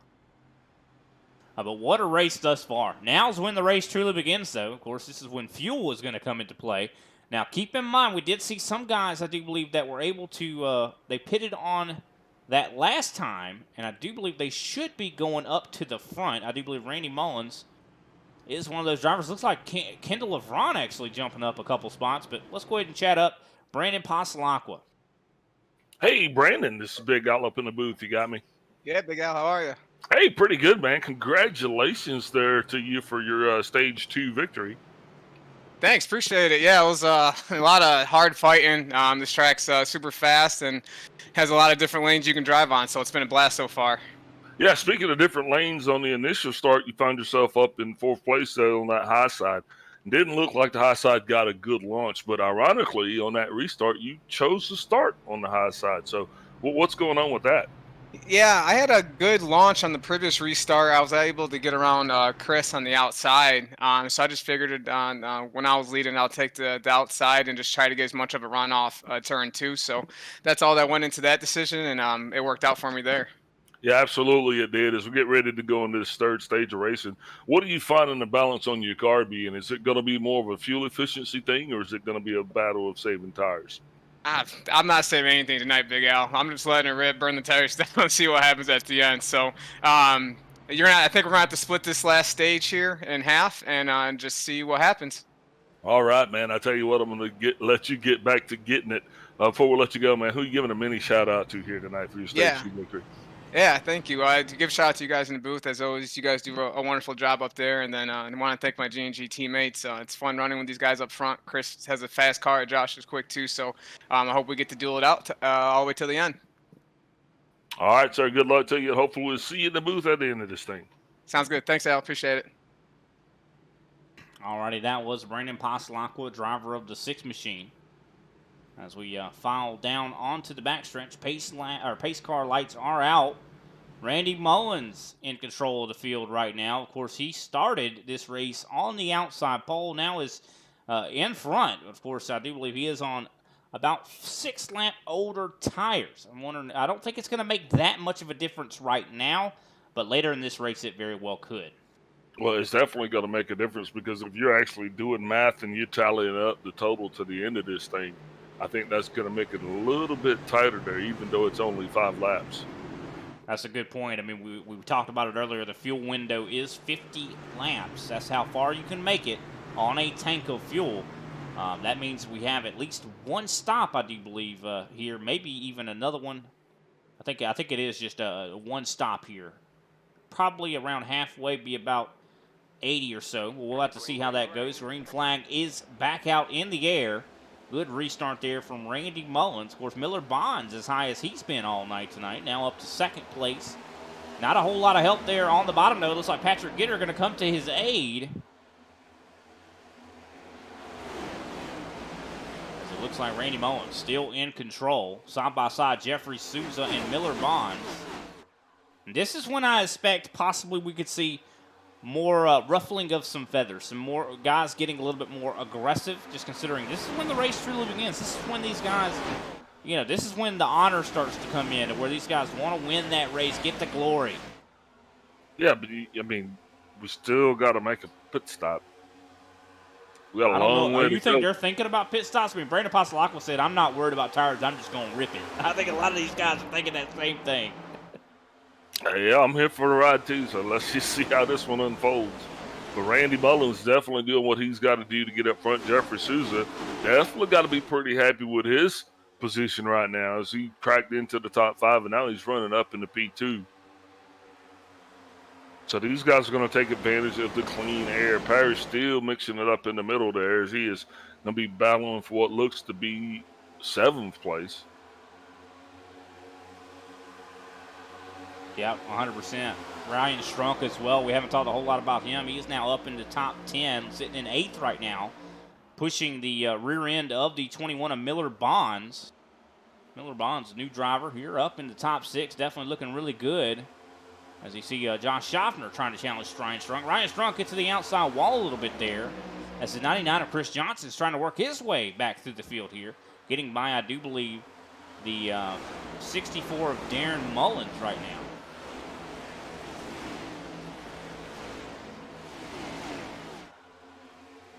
For the most part, everybody has single filed out.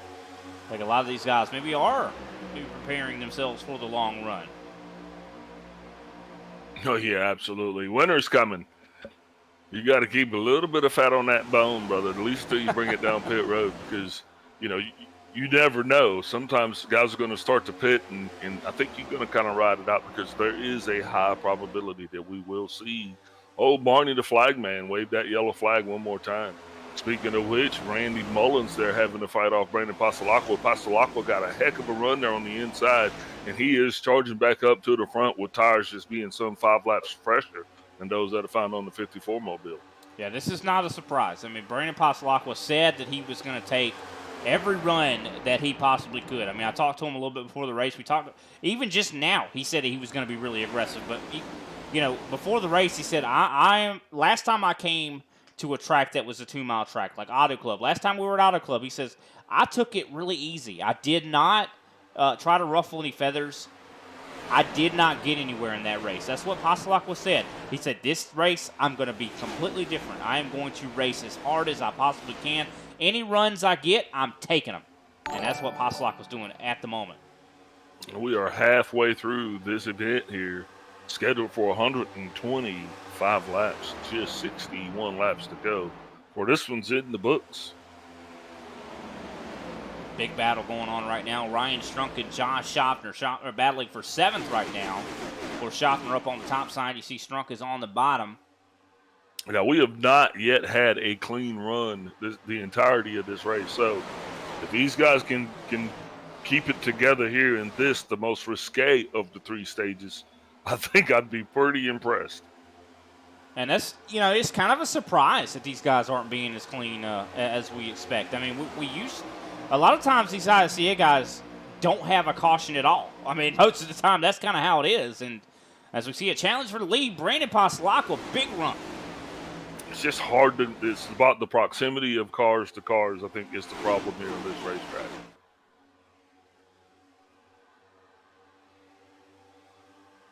Pasalaco now back up front. Now he is now making it 3 wide to get back up front, should I say. And Souza also throwing his hat in the mix. Also, you see the Ryco Motorsports machine of Miller Bonds up in 5th. He's making a big run as well. Definitely love to see the new competition in this series. A lot of competition. You see a lot of the setup shops being represented here. Kendall LeBron up there in 5th place. That is correct. Jeffrey Souza, though, doesn't really have an affiliation with a setup shop. Usually builds his own setups, and I got to say, he's really good at it, and he is definitely showing it right now as he is in the lead. Yeah, and Randy Mullins, remember he started this thing off on outside in P2, and he really fell back in that first stage. Really, we weren't talking about him. He was in the rear with the gear. Well, now he has unpacked a whole lot of speed, and he is up front of this thing. And I wonder if that might have been on purpose. I mean, that might have been by design. He might have just been like, I know these guys are going to be crazy. I don't want to be involved in it, so let me just hang out in the back. Have that. He qualified really well, possibly just to have the contact. Serious contact there. I do believe that was between Ryan Strunk. A little further back. Christy Johnson was actually in the I thought I saw Chris Johnson maybe with Darren Mullins. Ooh, probably for Schaffner. Contact up front. That was Josh Schaffner with some issues. Here he turns to 66 of Shane Parrish. He'll stay down. And that is going to bring the yellow flag out as Josh Schaffner turns last week's winner, the 66 of Shane Parrish. Of course, Schaffner had something else happen before that. So this is going to be a big one to unpack. Yeah, I think there was a lot of things that were going on right there where drivers were just still trying to get it back together. And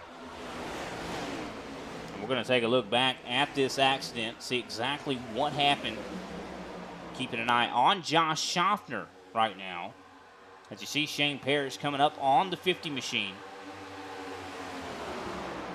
They're in the midst of 1 and 2. Schaffner trying to dodge Kendall LeVron. LeVron gets loose. Schaffner gets loose. And that is what caused Schaffner to fall back behind Parrish. 4 wide condition. And I don't think Schaffner meant to turn to 66. I just don't think there was any room. Like I said, that accident was just looking for a place to happen. And then when it finally decided it was going to go, Shane Parrish just happened to be the one that took it right in the kisser. Let's take a look here. You see, look at how much Kendall LeVron slowed down in front of Schaffner. And he is still loose right there if you were looking at LeVron. He's pedaling that thing for all that it's worth. And Parrish just tries to come in between where there was just no room. There was no room in the end. 100%. And let's see because we didn't get to see where Shane Parrish went. Did he hit the wall? Well, he is clean and green. He doesn't owe anything to the pit gods. Right there, just the walls closed in on him. He did not hit the wall. Good job on him to be able to avoid hitting the wall. He'll live to fight another day. Yep, just scuffed up some Goodyears, but other than that, I think he's going to be okay. Might have scuffed up some Goodyears and a set of Fruit of the Looms. We'll have to check on that one. How about this? Let's chat one of the guys involved in that accident, Big Al. What do you think? Say who? Let's talk to Mr. Parrish. See if he knows what happened.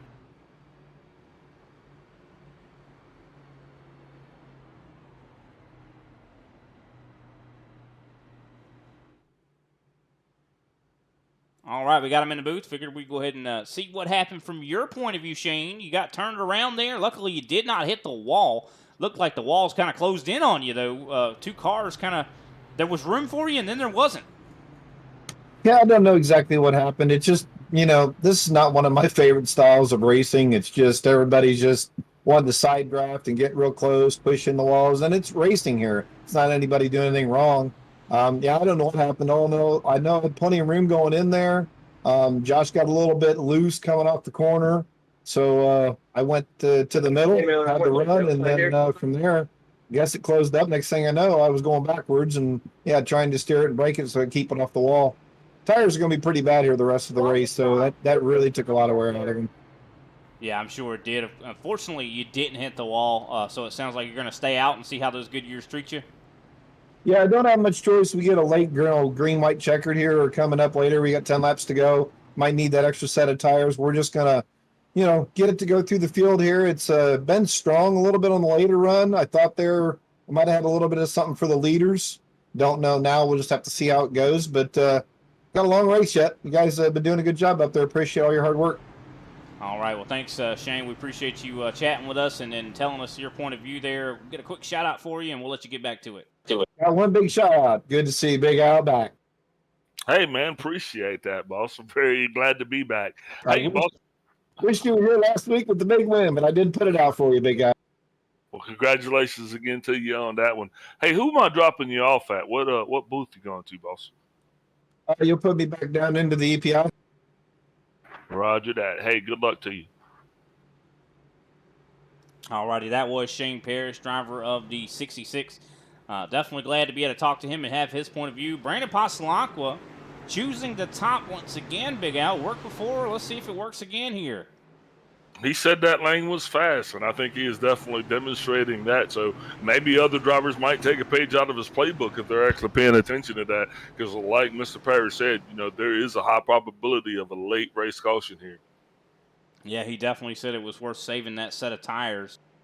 As, of course, here we go. Green flag back out in the air. Passalacqua up through the gears. Miller Bonds being pushed very hard by Patrick Gitter. Gitter definitely trying to get that bottom line going. Of course, Kendall LeVron starting up on the top. Oh, trying to get going.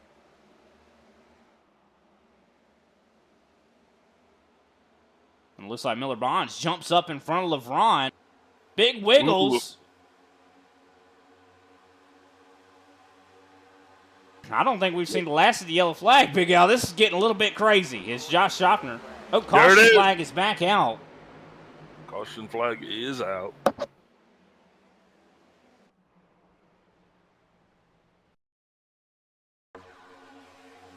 I do believe that was Randy Belk involved in yet another crash. Ooh, slip sliding away as he goes down through the infield. Now, of course, Belk was involved in a wreck way earlier in this race. He is 15 laps down. Yeah, he took a bite out of Flores, if I remember correctly. That's right, earlier in the race. And, of course, you see right here he gets turned. Now, who's that? I think that was 64. He got rooted is what happened. And I'm pretty sure his car is not up to speed. You know what I mean? So just kind of getting one of those situations where you don't have, hazard lights on.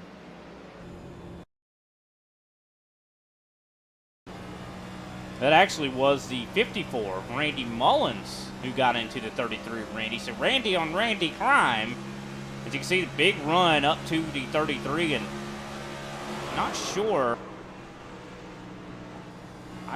Randy Mullins was really, I don't think he was really close to the 33 there. I think he could have stayed lower and got by him a lot safer. Speaking of staying lower, a lot of drivers coming down pit road right now. That even though that window is going to be 50, we will be right at 50 once this thing goes green. So what do you think of that, Brian? That's definitely interesting. I mean, we are pretty much right at the window. This is an interesting decision here. So that means that everybody that's down on pit road is pretty much saying that they believe that this race will be caution free to the end. And could it be? We'll definitely see. No. I don't think it will be. I mean, these It guys have cannot already be. shown so much aggression. I just don't see that as being something that's going to happen. Yeah, I bumped into Madam Cleo on my way down to the latrine. She told me that she predicted at least one more caution. I always trust Madam Cleo. She Absolutely. Look, she read my palms the other day and told me I was going to be drinking a ginger ale tonight, and lo and behold, I'm drinking a ginger ale. Wow, she got all of that from looking at your palms. Yeah. But here we go, ladies and gentlemen. We're going to have now less than 50 laps to go. All the guys that just pitted can make it to the end on fuel. Now, the guys that didn't pit cannot make it on to the end on fuel. But, of course, as Big Al mentioned, we're probably going to see yet another caution. Definitely curious to see how this is all going to play out. It is still anyone's race. There has not been really a dominator here tonight, I'd say. I mean, I'd say Chris Johnson in the first stage dominated that. Brandon Pasalakwa's second stage dominated that. No one has dominated stage 3. Well, you got 3 drivers that are still out there that have not pitted, and that is going to be Patrick Gitter, Miller Bonds, and Charles Joplin. These guys going to be like really just letting it all kind of hang out here, Brian, hoping for the best. I don't think they're going to be like really off the pace. I think because tires matter, I'd say, on the long run, but I don't think they're going to be too off the pace. They're 19 laps on their equipment here. Well, they might be. Yeah, except for Miller Bonds, he's going to be almost 30. Yeah, Miller Bonds 28 laps on his tires. Yeah, you're right. There could very well be a discrepancy, a difference here in the lap times from these top 3, and this could lead to possibly a dangerous situation. It's hard to bend those old treads, man.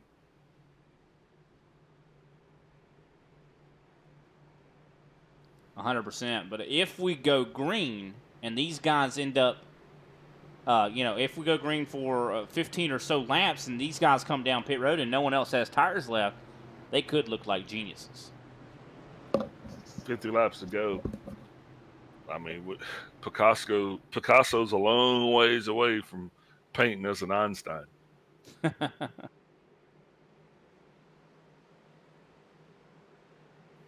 Here we go. Pace car dip down pit road. Outside line in the fastest.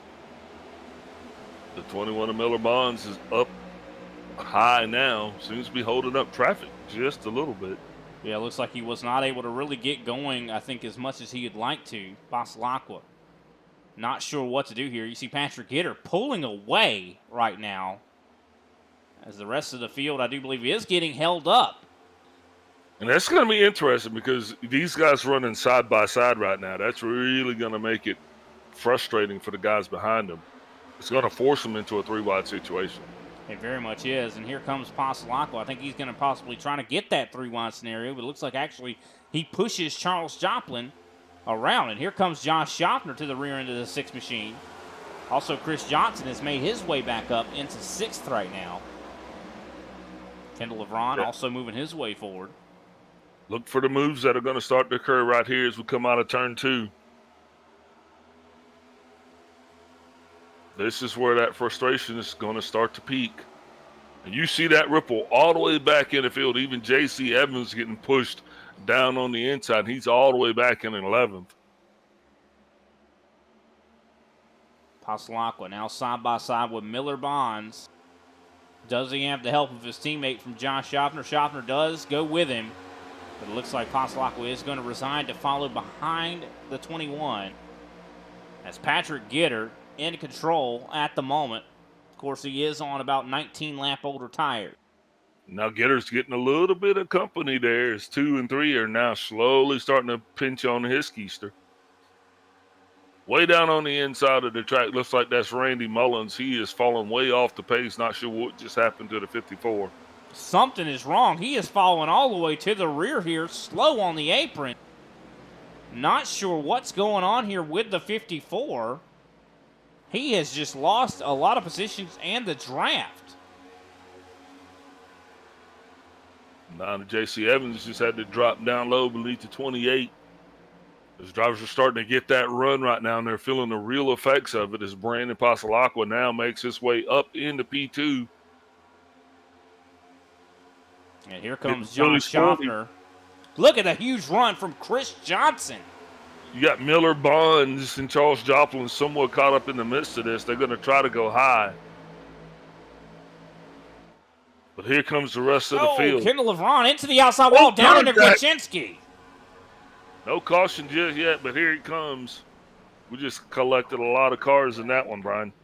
Yes, Kendall LeBron, he hit the wall, came down into Gwaczynski, and the yellow flag is back out here. Even Derek Jacobs kind of got caught up into that. So Derek Jacobs, Kendall LeBron, and Greg Gwaczynski, all recipients of that dreaded repairs required flag. Let's see exactly. And there's that caution. And there's that caution, Brian, right there. 45 laps to go. What are your thoughts on the tire situation? Oh, and that was actually net code between Kendall LeBron and Shane Parrish that sent LeBron up into the outside wall and down into Greg Gwaczynski. Gwaczynski is now annihilated, and LeBron out of their race cars. Both of those drivers going to be done for the night. Yeah, LeBron is gone. He is manually disconnected. I'm assuming Greg Gwaczynski will do the same. And poor Derek Jacobs, man. Derek, hey, shout out to you, my man. This Miller's definitely going to be for you. Taking another look back at this here. You see LeBron up on the high side. See right there. There was a foot between him and Shane Parrish, and it seemed like iRacing kind of, it almost thought that they hit, but they did not actually touch each other. And unfortunately, that caused Kendall LeBron to smash the outside wall. No fault of his own. Man, just an unfortunate set of circumstances. But what do you think about the tire situation?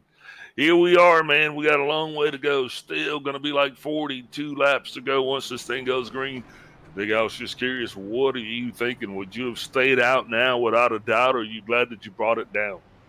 I think Patrick Gitter is I think he's in a good, oh, here he comes. Patrick Gitter, last second decision, along with Miller Bonds. Both of those drivers were on older tires. This is exactly the answer to your question. These guys are going to be on a little bit newer tires than the rest of the field. 43 laps to go. I mean, still a long little haul. early. Yeah. Still a long way to go here. I wonder how many sets of tires these guys do have left. I know we started out the race with 4 down in the pits. I do believe everyone still has a set left for the most part. I think Pasalacqua has 1 set left. Schaffner has 1 set. Chris Johnson 1 set. Darren Mullins might not. I'm not sure. It just depends on if he took tires on one of those stops. But for the most part, I'd say the majority of drivers out here do have 1 set left. And we're holding on to those. Those are our good luck. Those are good luck tires there. Yeah, those are our 10 lap to go tires. 43 laps to go in this thing.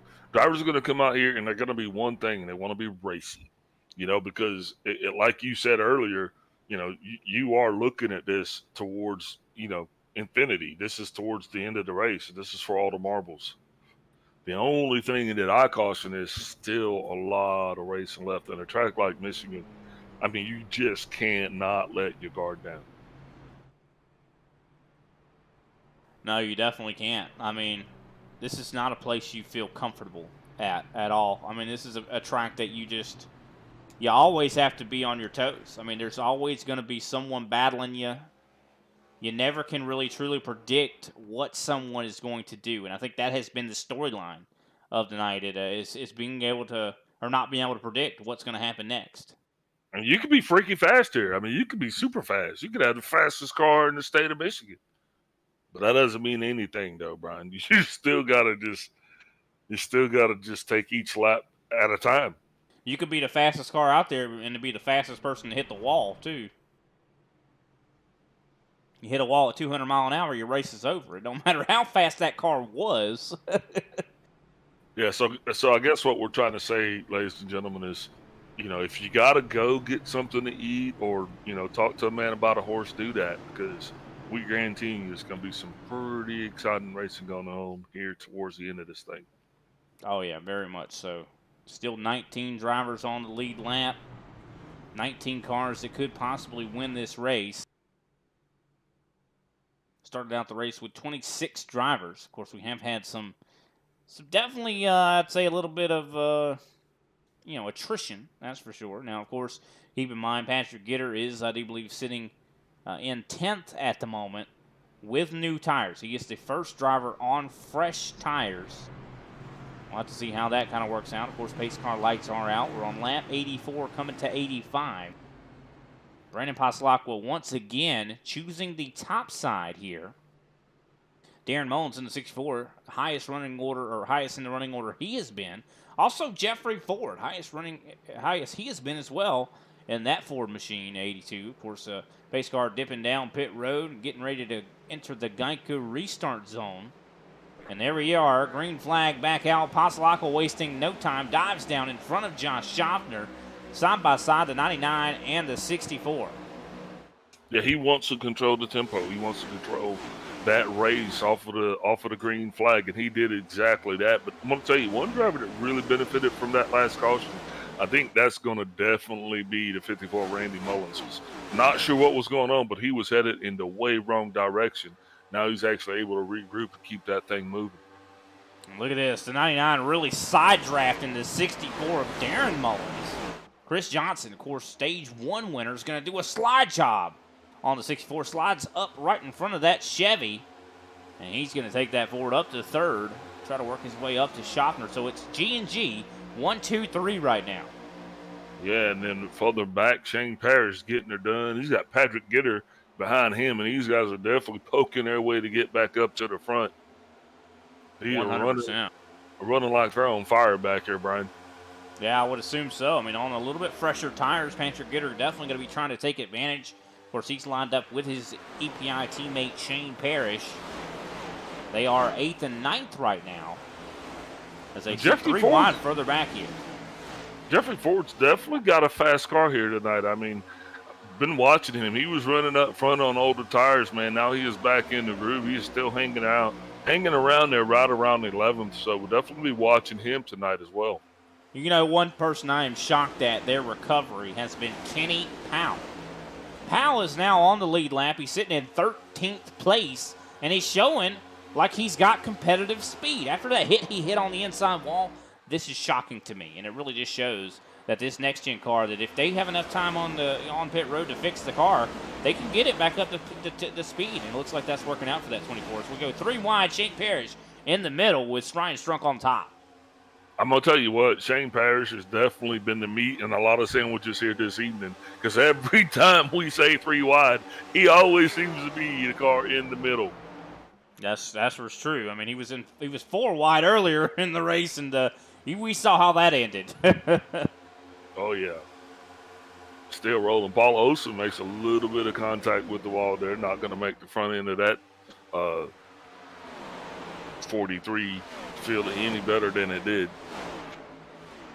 Not at all. Also, Miller Bonds making some big moves. He's going to be trying to get by Jeffrey Ford to see if he can't possibly get up to the 11th position.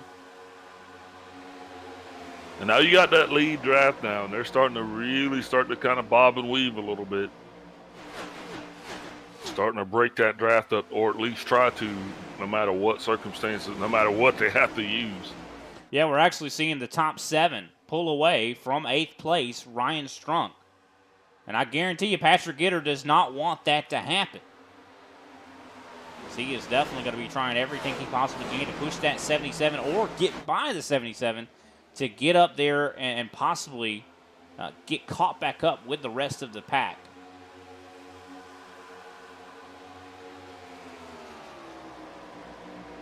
Mark Sanchez running really well right now. He's up to 7th right now.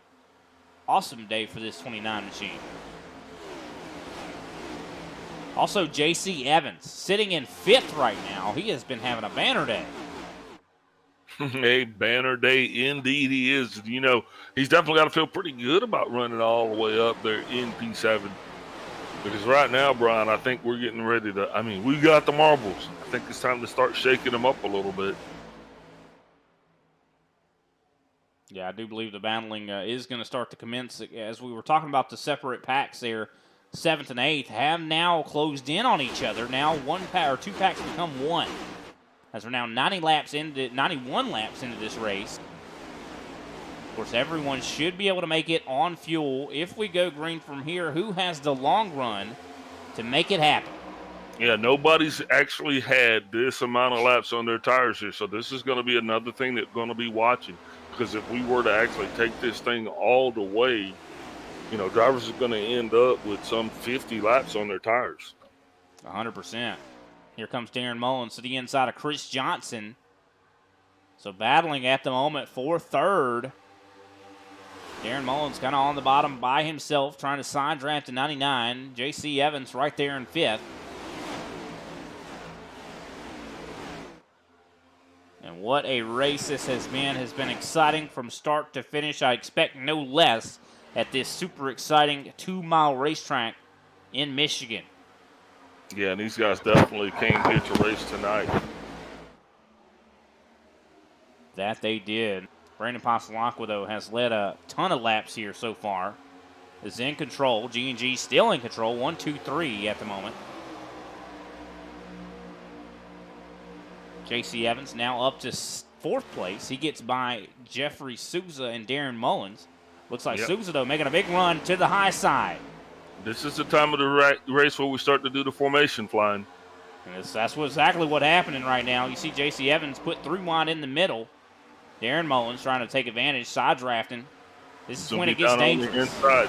Absolutely, because like I said, it's hard to bend those good years once they got some laps on them like this. So these guys are getting really racy here, which is great for us. Looks like the 27 Derek Jacobs coming back down pit road. Sounds like he got an excited dog for some racing. Excited for some racing. Big run from Patrick Gitter. Look at this run on the top right now. From the 22, he's going to try to see if he can't work his way up into the top 5. Side by side with Darren Mullins, Miller Bonds following right behind. 32 laps to go, and they are nose to tail. A lot of drafting going on here, a lot of pushing, a lot of shoving. I like it. Yeah, these guys are definitely getting well acquainted.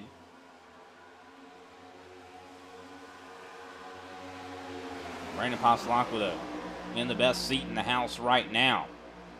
He has teammates, and I think that's what's important. He's got 3 teammates to kind of run the game for him. Kind of keep run blocker almost. If guys start to get closer to that top 3, they can kind of jump out and possibly cut their runs off. So it's almost like you would see at a super speedway. Control the top 3 positions, and you control the race in a lot of regards. So 3 wide. Miller Bonds making a big move to the high side here. Oh, J.C. Evans down on the apron. Go down on the inside. Will he hold it down? That's going to be the case, and he does, which is really not going to play out in his favor, Brian. Had he just got a little bit more sideways, probably brought that caution out, he would not have lost the amount of positions that he is going to lose. And it's going to be hard to make those up. It is, but luckily he was able to save. Good save on him. That is going to keep us green. He does. He's able to cut off the bleeding. He's right in front of Alexander Carr right now. And, of course, still in 12th. Not that far of a fall, to be honest with you. It's going to be hard for him to get that back. He's going to be hoping to get a caution. But still, he could have fallen a lot further. Yeah, absolutely. Side by side, Shane Parrish and Mark Sanchez. Sanchez able to get the run on the high side. Parrish making a big run to the inside. Not quite able to get there.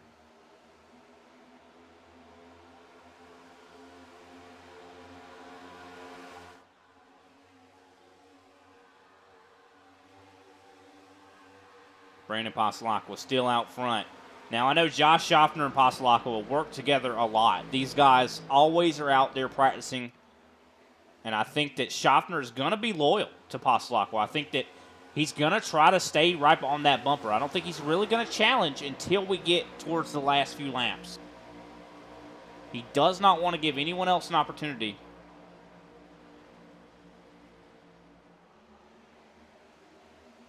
Here comes Miller Bonds to the inside of Patrick Gitter. Not quite able to get there. Gitter able to get a good run down the backstretch. Go ahead. Makes it all back up in the 5th place, so he's definitely got to be feeling about his secondary run. Remember, those guys, he was one of the guys that actually stayed out and ran an extended run there. Yeah, Miller he Bonds, was. the other one of those guys. Miller Bonds now finding himself in 6th place. Yeah, it seems like Miller Bonds, I think in a lot of ways, Miller Bonds is being held up somewhat by Patrick Gitter. It just seems like Bonds gets better runs on the exits. You see Gitter's going higher on the exits. I think he's getting tight. I think the 22 of Patrick Gitter is getting tight right now. And here comes Miller Bonds to the inside, going to challenge for 5th place. And there he goes. He's going to make the pass. Yeah, those tires should just be getting broken ended, though. These guys still only having teens of laps on their tires. Yeah, no, I think you're right. But maybe Patrick Gitter is known for making adjustments. Maybe he made the wrong one and tightened the car up. Would have come to him because definitely we got ourselves a little bit of a long run going on here tonight.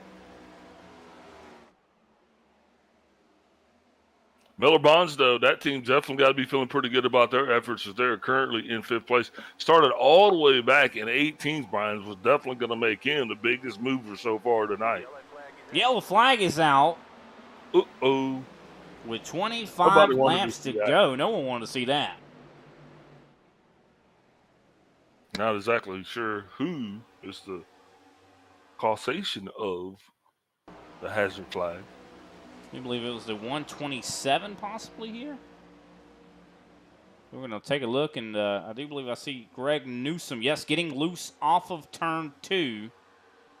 And he, of course, overcorrects it, spins it sideways. And, that's where it's going to happen. If you're going to get loose off of turn here, it's either going to be off 2 or 4. And unfortunately, no one involved in that but him. I'm surprised that brought a caution out. Yeah, especially with the vast amount of surface area that's located down there coming off of 2. Coming off of 4, you really, you're going to be either in grass or wall. But coming off of turn 2, it's a whole parking lot down there.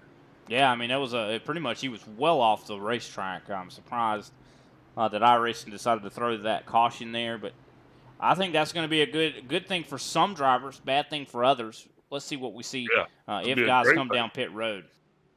It'll be a great thing for J.C. Evans. Yeah, it looks like we're going to see. Yeah, definitely will be. That's a good point. Looks like a lot of guys filing down pit road. I think the entire field's going to be pitting here. Well, this is that manageable distance. I mean, there's 25 laps, 23 once the flag goes. And that's where you were at there at stage 1. So you'll know definitely this is manageable towards the end. Go ahead and take that last set of good years. I don't think anybody's going to need fuel.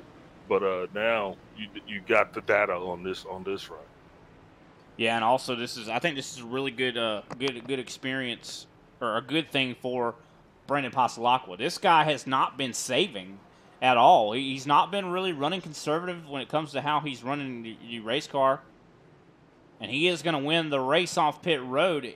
If he drives it hard like he did in stage 2, I think Pasalacqua is going to be a tough driver to beat. Especially if he's got his teammates with him. But it looks like Chris Johnson did lose a couple spots. Paul Olson has made his way up to 4th. How is that possible?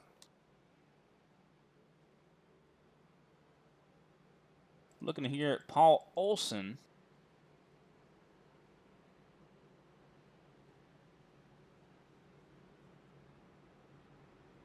I think Paul Olson might have possibly, did he stay out?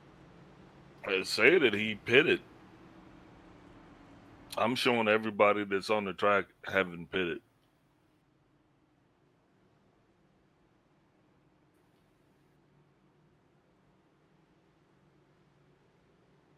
Now, I do know that Matt DeCiani, Derek Jacobs, and the 33, these guys are going to be waiting to get the wave around. Now here comes Paul Olson now down pit road, so I don't think he actually did come down pit road. So that was kind of interesting because I was checking my statistics. Yeah, my ATVO was kind of telling me the wrong thing there. It's happened all night for me.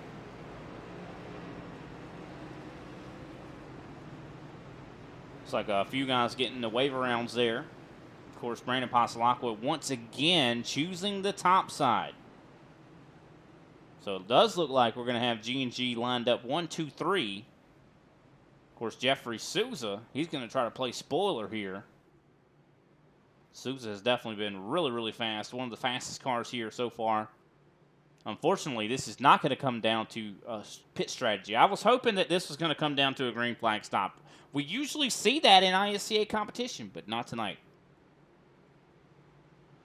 Nope. Looks like it's going to come down to he who crosses the line first.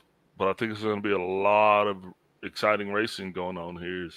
We are 1 to green, 23 laps to go, be 22 at the line. Yeah, I definitely think it's going to be some excitement here after this one.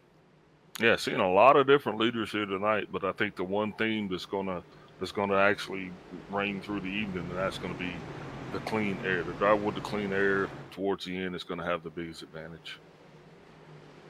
Pasalacqua has been the one that has had its fair share of clean air. So here goes the pace car down pit road as we're going to have 22 laps to go. And there we are entering the Geico restart zone. Green flag back out in the air. Really good start there for Chris Johnson. Really pounding the back bumper of Pasalacqua. Gets him up to speed quickly. And they're going to be able to get clear of Josh Schaffner.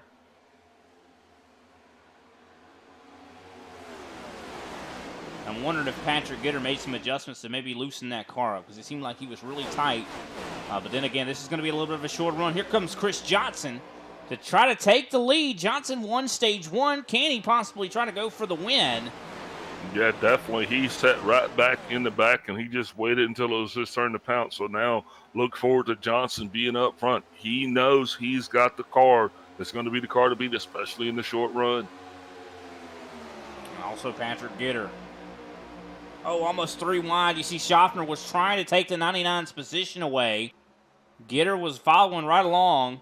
I think maybe team orders have went away. I think these guys are more every man for themselves right now. And we do got a lot of racetrack, and we got a lot of racetrack to do it on. That's the one thing you got to love about Michigan. 3 wide right here for the lead coming around turn 3. Going to sort it out. What's going to be the fastest line? Is it going to be down on the inside with Schaffner, or is it going to be up high? Almost 4 wide. You saw Patrick Gitter thinking about shoving his nose in. As these guys are at each other's throats. G&G versus G&G. Also EPI in the mix. Yeah, Gitter definitely doing some shoving down there. Brandon Pasalacqua holds on to the lead, but somehow, I don't see how, considering, I mean, they were all fighting so hard for that lead. As Gitter is now battling with Chris Johnson for second. Also, Jeffrey Souza trying to take away third from Gitter now.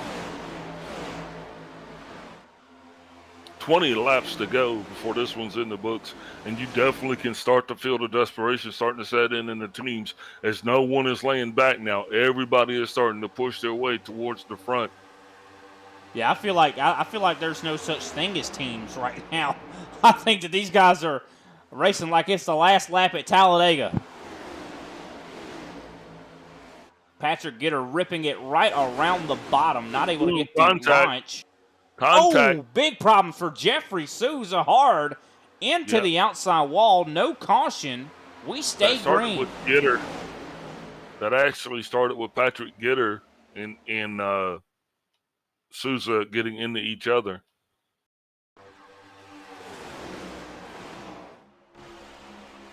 We're going to take a look back at this accident here. See Gitter getting a little bit loose on the bottom. Souza gets tight up on top, comes down into Gitter. Then the 21 of Millen Bonds gets into Souza. Miller Bonds loses out the most out of that. I think Souza did. Souza received that repairs required flag, so he will be coming down pit road. And I think that's probably going to bash any shot that he had of actually pulling this thing off tonight. Yeah, definitely very unfortunate there. Yeah, the damage is going to very much hurt him. And the big deal is right now, Brandon Pasalacqua and Chris Johnson been able to not only get single file, but have actually been able to get a little bit of breathing room between themselves and the rest of the field. That's shocking to see that Souza's still racing right now. Even though he has a meatball flag, I think he's waiting on possibly a caution. He's going to have to come down, though, this time. As we come to 16 laps to go, the laps are running thin. I do believe, yes, here comes Jeffrey Souza to pit road. Yeah, I know he's got to hate that, Brian. Nobody wants to be on pit road serving a repairs required flag with, 16 laps to go. Yeah, not at all, especially this close. I mean, he was running up in the top 5. But don't worry, I got a sneaky suspicion that there's going to be other drivers that will be joining him before this thing is in the books. Oh, yeah. The fat lady has not started singing yet. As you see Mark Sanchez trying to do a slide job on Darren Mullen. Sanchez trying to get himself secured up in 5th, not quite able to get there. 15 laps to go. Still battling for that 5th spot. It's Passalacqua working with Chris Johnson. They have the lead right now. Can Shane Parrish and Patrick Gitter work together? Yeah, but Darren Mullins is right there, and he's got Mark Sanchez. Sanchez trying to get himself up here into the top 5 here for the first time tonight as well. Started all the way back in 10th place. But don't forget Darren Mullins, man. Biggest mover, starting all the way back in P20, P20. Yeah, keep in mind, we talked about the recovery from J.C. Evans. That caution played perfectly into his hands. He's now up to 7th right now. Also, Randy Mullins. He's in 8th, doing really well. Very good recovery. He started in 2nd. Of course, has not been one that has been in the conversation much tonight. He is now up to 8th, though. Yeah, Jeffrey Ford, after mixing it up with Jeffrey Souza, though, he is still good to go, and he finding himself running strong up into 11th place, just outside of the top 10, but that matters for the last stage. You can see Patrick Gitter trying to find a line to get around Chris Johnson. He tries to run high. He's trying to build up momentum. Just does not seem to be working. Darren Mullins catching up to the back of Shane Parrish. This battle is not over in the slightest as we come to 12 laps to go. Patrick Gitter now to the inside of Chris Johnson for 2nd place.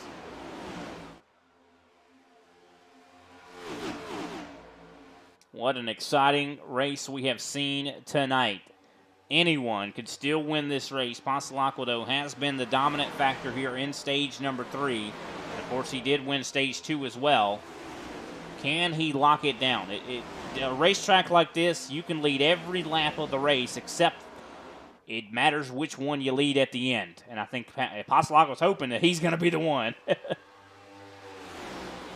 But who's to say? Anything could go wrong here at any moment.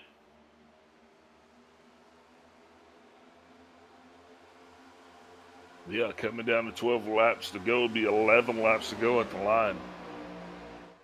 So far, we've had, I believe, 9 cautions. 2 of those were actually stage cautions. 7 cautions on the evening. Yeah, that's probably more cautions than we've seen all pretty much season. A lot of cautions in this race compared to a lot of other races, and this is not the norm. I think a lot of this is just because of how the nature of racing here is at Michigan. I mean, this is a very, very fast and intense racetrack. These guys are hitting faster faster speeds than they do at any other track. I mean, these guys could be at Talladega or Daytona and not hit 198, 200 mile an hour. Yeah, and it's still a different style of racing here as well because it is very hands-on. With draft racing, usually, you just kind of hold your mouth closed to keep eating bugs and just stay behind the guy in front of you. Yeah, right. Patrick Gitter now getting challenged by Darren Mullins for the 4th place position. That has allowed Shane Parrish to kind of pull away a little bit here. Parrish seeing if he can enter this battle for the top 2. 10 laps to go, so now it is officially go time. All drivers right now are going to be trying to report to the front of the pack as fast as they can. Hoping that they got enough left there, Brian, just to be able to make a run for it. Here comes Mark Sanchez. He's trying to get underneath Darren Mullins here. He's trying to work his way up into the top 5. What a run from the 29. This is one of his best runs all season long. We've seen just And so he's much improvement from the 29. And he's right behind Patrick Gitter, so that is definitely, I mean, that's a great company to be in, especially with just 9 laps to go in the contest. Yeah, who's to say we don't see another first-time winner here tonight? I think it's definitely wholly possible. Oh, definitely. Because these boys up front are going to be mixing it up here just a little bit more. Shane Parrish diving down to the inside. He's trying to go ahead and see if he can be a repeat winner. Chris Johnson will be on the high side. I think he's going to be doing about everything he can to make that happen. Yeah, I mean, keep in mind, we saw Shane Parrish win last week at Richmond. And one thing that I've always said, and I know a lot of people, that was turned. Johnston gets into Shane Parrish, and he comes back up the field of 2 Fords that were leading this thing, and we're still not done. The 24 comes in and hits the 66. Shane Parrish did not hold the brakes, so no one was able to predict his movement. Yeah, so that's Kenny Powell, Darren Mullins, Shane Parrish, Charles Joplin. And that's just off the top. I mean, we haven't even, that's just the preliminaries. And this is going to cause us to have a shootout toward the end. You see right there the 99 and the 66 come together. You see Darren Mullins, huge hit. J.C. Evans barely able to scoot through. And the 66 comes down. The 66 should have held his brakes, but did not. And unfortunately, Kenny Powell paid the price as a result. Let's watch this from Kenny Powell's view. You're going to put that on the 66 not holding his brakes? Well, I mean, the initial accident, I wouldn't necessarily put that on the 66, but when you're involved in an accident like that, you should hold your brakes after it happens. That is just one of the kind of unwritten rules of iRacing. I mean, if I'm wrong, I'm definitely open to your interpretation. Oh, it's etiquette.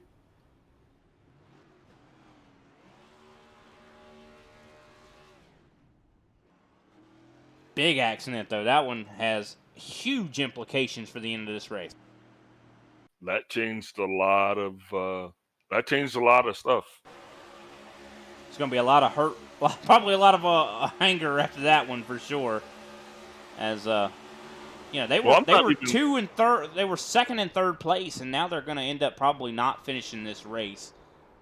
Actually, the 99 didn't have. Oh no, never mind. Charles Joplin came in, gave him a pretty good lick. So yeah, that is going to end quite a bit of races there. And just wow.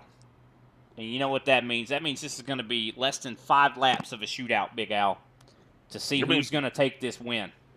And guess what? We have Mark Sanchez, never won a race, up in 3rd right now. J.C. Evans, never won a race, in 5th right now. Yeah, but the key, you're going to have to get by the 6 of Brandon Pasalacqua. Him starting on the outside like he is going to do and putting Patrick Gitter down on the inside. I mean, that's going to make for some serious racing right there. For the guys that are in the back, all I could say is stay on your P's, guys, because as soon as he goes, you go, just like that, and hope for a Michigan miracle. 100%. Definitely going to be you want to want a miracle here tonight to win this race, and I think it could happen. I mean, we have 14 drivers, actually 15 drivers right now that are on the lead lap. This actually helped out Jeffrey Sousa, Big Al, because he actually was able to get back on the lead lap after having to come and serve a meatball flag. Which that meatball flag that he had was probably the shortest meatball flag I think that anybody has actually had, because he literally shot down pit road, got his damage fixed, and got back out. And I mean, he barely lost a lap. Yeah, definitely deserves some recognition for that, and that caution helped him out tremendously. But unfortunately, the cost for everyone else was not worth the price of admission, I'd say, for them. But here we go. Pace car lights are out. We're going to have a 4-lap shootout. Who is going to bring it all home? Brandon Pasalacqua right now is the Super Cup Series points leader. Can he bring home the dub? Hasn't won a race, I don't believe, in quite a little bit of time, but he has been so consistent. He's been getting top 3s, top 5s, left and right, but hasn't won in quite a bit of time. Patrick Gitter, on the other hand, has won a ton. What does this mean to Passalacqua? What is he willing to do? What is Randy Mullins willing to do? What is Mark Sanchez willing to do? This is going to be very interesting. Any of these guys that are on the lead lap still, I think, they have a chance to win this race. 5 to go before to go at the line. I think everybody's just going to be, I think it's going to be pretty docile. They're going to hold hands. Yeah. Say kumbaya. We'll be reading the Constitution in the library. I think it's just going to be pretty straightforward. Don't expect anything exciting from this point on. Yeah. Is that what the cards are saying? That's what the cards are saying. Well, here we go. Pace car going to be dipping down pit road. And Brandon Passalacqua in charge of the field. It's going to be 4 laps to go here. And the green flag is back out. Really good start there for Passalacqua. Really able to separate from the rest of the group here. Randy Mullins going to be trying to move up to second. Not a good start for that bottom row there. As you see, Sanchez started that thing all the way in 3 and now he finds himself all the way back in 5th. Bottom line didn't get going at all. Now these guys are going to be pushing and shoving here. Sanchez looks to be the one that got away with it as Gitter finds himself being shuffled out to the outside. I think Gitter might have had some contact or something. I saw some smoke coming out of that race car. He still is in, I do believe, 6th right now. The smoke coming from beneath his collar is where it's coming from. He is definitely not happy with what just took place. Sanchez doing everything he can to try to maintain himself a top 5 finish here. He has got Josh Schaffner and J.C. Evans on his outside. Yeah, Gitter not done, though, as he is trying to actually battle with Miller Bonds. 4 wide there. 4 wide. I could count to 4, and that was 4 wide. Battle is still on. You see Ryan Strunk trying to push the back end of Miller Bonds. Miller Bonds trying to, I think this is his first start in the ISCA, trying to get his first top 5 as he challenges, or tries to drive up there to J.C. Evans and Mark Sanchez. He definitely has some contact points, though. 2 to go here for this one's in the books. Sanchez doing everything he can to maintain that top 5, like we said. Brandon Passalacqua has definitely got his roots where he needs them, and he is pulling himself all the way up. We're definitely looking to see what he does to try to break the draft going down the backstretch. Yeah, what a fantastic run from Passalacqua. He jumps down to the bottom. Randy Mullins follows right behind him. Can Schaffner catch up to Mullins? Can J.C. Evans catch up to Schaffner? Ryan Strunk goes high on the racetrack. He is pedaling, going to make contact with the 92. That's going to take a couple other drivers out. Looks like that is not going to change the race condition, though. Yeah, the white flag still does come out as the 77 and the 25 also have contact. Yeah, that was a little bit of a late race melee that just occurred there. Brandon Passalacqua still doing what he has to do to get her done. Randy Mullins, though, all the way back up front. Looks like he's going to finish where he started. That's right. Passalacqua, though, started in, I think you said 4th earlier. He comes out of turn 4, and he is going to win as he crosses the line as your winner. What a great job there for Passalacqua.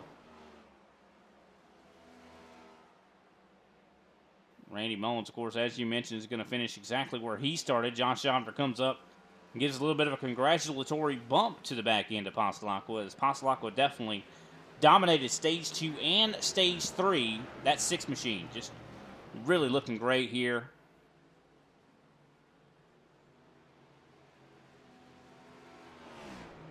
Chris Johnson came through. What was he doing? He's running for his life. I guess he looked like somebody was chasing him.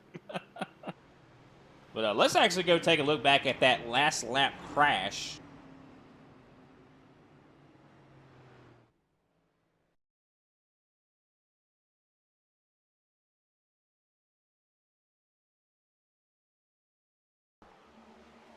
We see right here, the 77 catches the apron, gets sideways, gets Jeffrey Ford, comes down into Alexander Carr and Paul Olson. Of course, the 77 comes up in front of Greg Carr, unfortunately. So the 77 literally just took out Greg Carr and Alexander Carr in one fell swoop. I think Man. we should send. You know what we should start doing? We should start sending these drivers bills at the end of the race.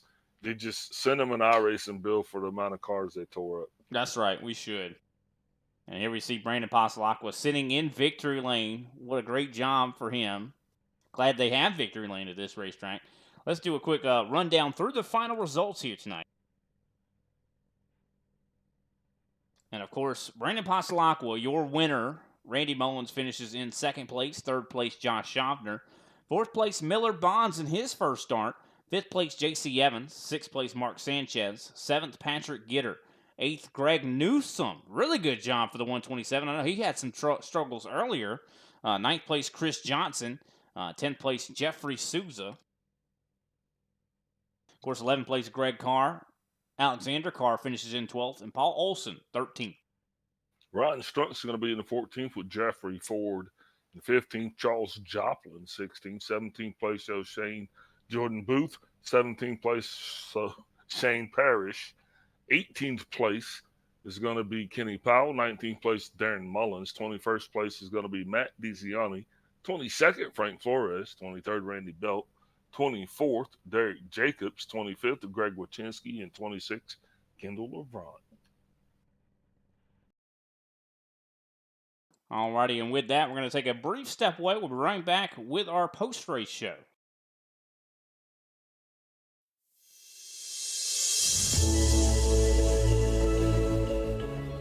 Hey everybody, my name is Warren Maddox. I am the president of Ultimate Experience Outdoors. Our mission, we are dedicated to taking veterans, first responders, youth, and Gold Star family members on outdoor excursions across the country. Support for our mission has many forms. From camp cooks to the great storytellers, some buddies with the band, maybe you just want to build a campfire and sit around and listen. Nothing goes unnoticed. Camaraderie is reborn. The acceptance among the men and women that took an oath. Whether it was decades ago or recently renewed, but never forgotten. If you feel like you could help us, please visit our website, www.uxonation.org. There, you can register to hunt, sign up to sponsor an event, or even donate to us so we can continue to execute our mission. Oh my gosh, I feel tough, bro. We get a hug. What have you done, Jim? We need your help to hold the line once again.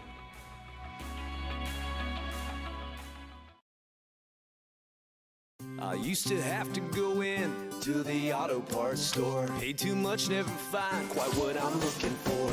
Now I just go online, rock auto and see all the parts my car will ever need. Lower prices, more parts, more brands. It's so easy to find the right parts fast.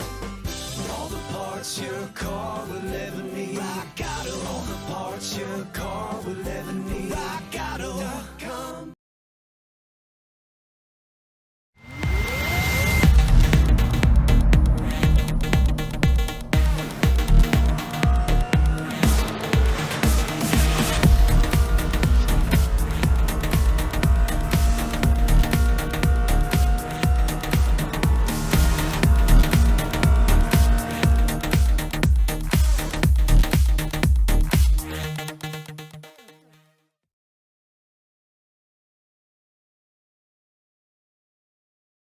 Alrighty, ladies and gentlemen, we are back and definitely excited to get to this post-race show. Of course, we're going to start out with our third place finisher, Josh Schaffner.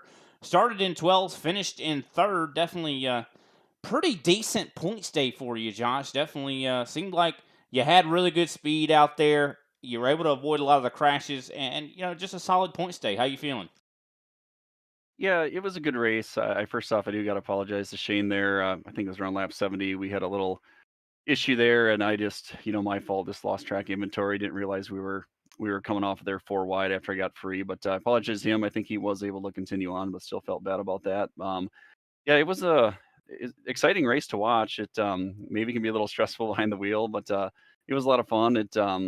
Yeah, I was fortunate there at the end. Got caught up in a little bit of a melee and was able to recover with a caution and fight back to a podium. And yeah, good stage points, good finish, and congrats to Brandon on the win, and also congrats to Randy on the podium there. So congrats to them as well. 100%. It definitely seemed like it was quite hectic racing out there for sure. I mean, it seemed like heartbeat was probably pretty high, blood pressure as well. I mean, how did you keep focused during that entire time? Because I mean, I think that I would have probably probably lost my mind. Yeah, probably not so much a focus issue. You just gotta, it just takes patience. It's easy to get a little bit emotional here, and as you make some passes and guys get runs, it can be frustrating, but you just gotta pick and choose and take your runs. And we didn't really get a really long run. I felt there in the third stage, that could have played out really well for the G&G teammates with Chris and myself out front. We felt really good about our long run pace. So hated to see Chris had some trouble there, but well, still nice to see Brandon get the win and work things out. But it's a challenging race. It can be frustrating at times, but it's also a lot of fun along the way. 100%. Now, of course, I do believe, if I'm not mistaken, I think Indianapolis Road is next week. How do you feel about that racetrack? Yeah, I guess I don't really know. I've been respectful there, not great. So I'll put some work in, and I've been working hard on the road racing stuff. And it's the usual goal for me, to keep it on the road and hopefully finish in the top 5.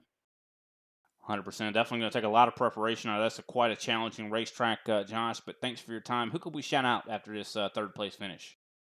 Yeah, I want to thank you guys in the booth. Brian and Big Al, appreciate you guys do each week. Kenny Powell for putting on such a great league, and all of our great drivers. Appreciate seeing everybody come out. Our roster's getting bigger every week, and it's great to see that. And appreciate some new faces out there. You also want to thank Buck Kicker. Want to thank my sponsors, Pioneer, and obviously my wife and family for giving me time on Thursday nights to come down here. And yeah, just everyone that helps make us be successful each week. And I appreciate the team that worked hard, getting some laps in this week. And also want to thank Team Watson Racing and Kenny Coppola for our rocket ship this week. I didn't touch it all week. All right. Thanks for your time, Josh. We'll see you next week, brother. Appreciate it. All righty. That was John Shaw, of course, driver of the 50 machine. Next up, Big Al's going to be standing by with a 54, Randy Mullins. Hey, Randy Mullins, Big Al up in the booth. You got me? Yes, sir. Well, heck, man, I'm going to tell you what, congratulations, first off, for bringing it home here in P2. You guys had a very solid qualifying effort, bringing that thing off, starting off on the outside of pole. But what happened there shortly after the race? So we saw you kind of shuffle to the back. Was that by design or? No, that wasn't by design. Me and 66 got together. I think it was lap 3 or 4, and it put the right front into the outside wall, and I had damage. It took a while to get that fixed. Once I got it fixed, track position, man, it's so hard and it's so important. And it just took me forever to get back up there. And then as it was going green, and then I did some short pitting and fuel only, and kind of just got back where I needed to be. I felt I had a top 5 car, and things just kind of went my way. I kept it clean. Yeah, definitely you did, man. And it was definitely it looked like it was a little bit of a chore being back there in traffic. A lot of things going on around you tonight, but you looks like you were actually able to keep it unbent for the most part. Yeah, that was the big thing. There was times that I was running 10th, 12th, and I would bail out and go all the way to the back. It was just too aggressive, too early for my liking. But when it was time, I just methodically worked up there, and then, like I said, I did that one stop with fuel only, and that helped a lot. So here I learned a lot. Car was good, but man, track position is so important. But I'm gonna store that in the memory bank. Yeah, definitely. Next week looks like we head to the Indy Road Course. If my memory serves me correctly, that's going to be another course that's going to be challenging. What can we expect to see out of your camp? Man, I would love to say, man, you're going to see me in the top 5, maybe a podium, but I'm not going to BS you. I'm going to keep it real. I am horrible at road courses, so my goal is do some practice this week during the race, stay out of trouble, and just keep it on the road. Well, definitely had a good points week this week. So if anything, you can take that with you as a little bit of momentum. Before we let you go here tonight for your second place finish, who's going to be shouting out for us? I want to shout out you guys up in the booth. You guys do an awesome job week in, week out. Congratulate Brandon on his win. And then obviously my sponsors, Ram Welding and Fabrication and OB Builders. And also shout out to Kenny. The league is growing and it's real good. So I want to thank him and then all the league sponsors. Well, hey, we thank you, sir, and look forward to seeing you next week. And as I always say, don't party too hard. Yes, sir. Have a good night. You too. Alrighty, that was Mr. Randy Mullins. Definitely a great job there for the 54 machine. Next up, we're going to talk to Brandon Passalacqua. Brandon, man, what a great job here tonight for you. Interesting to note. We talked to you. I talked to you before the race, and you said that, man, I'm going to take every single run. I'm going to make every opportunity. I'm going to take it. And I'm going to drive this race just like the exact opposite of how I drove Auto Club. I was so cautious there, and everybody just ate me up. I'm going to do it different this time. And it seemed like it worked. Brandon, how you feeling? Yeah, no, it definitely worked. Yeah, we talked about it. I had a terrible performance at Auto Club. I could barely stay in the top 10 because I was just, I let people by and not racing too hard, but you can't do that because you just get freight trained. So learned my lesson there, and I just adopted, I guess, the Dale Jr. approach when he was racing at restrictor plates, and just, you got to take every run. So I don't like racing like that. There was a couple close calls I know I had with Gator and DeCiani, and I hate racing like that, but it's the only way you can keep track position. So it was super fun. I'm glad everything worked out and we were able to keep the car clean and have a great finish and a wonderful points day. Yeah, it definitely was the best points day, I think, was for you. I mean, you won stage 2 and you won the race itself. You led 66 laps. I do believe that's the most tonight. Now, earlier in the race, we didn't really see much of a dominator out of. I mean, pretty much Chris Johnson, he was really well. I mean, it seemed like everybody was fairly equal. But then all of a sudden, you just started showing up and really dominating the race. And you didn't have, tire, I'd say, conservation in mind. Do you think if it had played out differently, if we had went green, would it have stayed the same way for you, your success? It's hard to say. I'm not. I'm terrible at saving tire, but I've driven hard here for 40 laps all week, and it didn't seem like the fall off or the handling went away that much as compared to different tracks like Richmond. Um, so I wasn't too concerned with the overall pace. The car is still handled well. So who knows? We know Shane's super good at saving tires. I know Josh is super great at it too. So if we would have got a 30 lap run, maybe I would have fell back a little bit. But at the same time, at most you were going to run was a 35 lap run if that last stage went green the whole way. So I didn't think tire fall off was that big of a deal. So we just we burnt the tires down and everything played out with how the cautions played out today. Yeah, definitely did, man. You were the Pied Piper out there. Speaking of Dale Jr., that's what they always called him, the Pied Piper at the Super Speedway, where you definitely pulled that out here at Michigan. So I'm sure you're going to be looking forward to the next time. Now you're actually a pretty good road racer as well. Indy Road coming up next week. How do you feel about that? Yeah, that was actually part of the schedule that I've been looking forward to the most was these two back-to-back road courses coming up with Indy and Watkins Glen. Those road courses have been the best points day for me this year, so it was great to have a wonderful run today, and we're just going to hope we can get a podium's the goal, but hopefully a top 5 next week in all the stages and the finish. So I did 15 laps there today. I've never ran there before. It's so flat and there's some awkward, super slow technical turns. So I just gotta get familiar with the track, and we'll put a lot of work in with the G&G boys, see what we can do with the setup, and see what we can come up with for next week. All right, definitely look forward to seeing what you got for us there, Brandon. Who could we give a shout out after this big win here tonight at Michigan? Yeah, absolutely. I want to give a shout out to Chris and Josh for working with me all night. I mean, they're probably the reason why I was able to lead as many laps as I did. They worked with me a lot, especially that last stage, and it was great to have Josh finish in P3, and Chris was right there all race. I hate that he had some issues at the end, but he was one of the dominant cars too.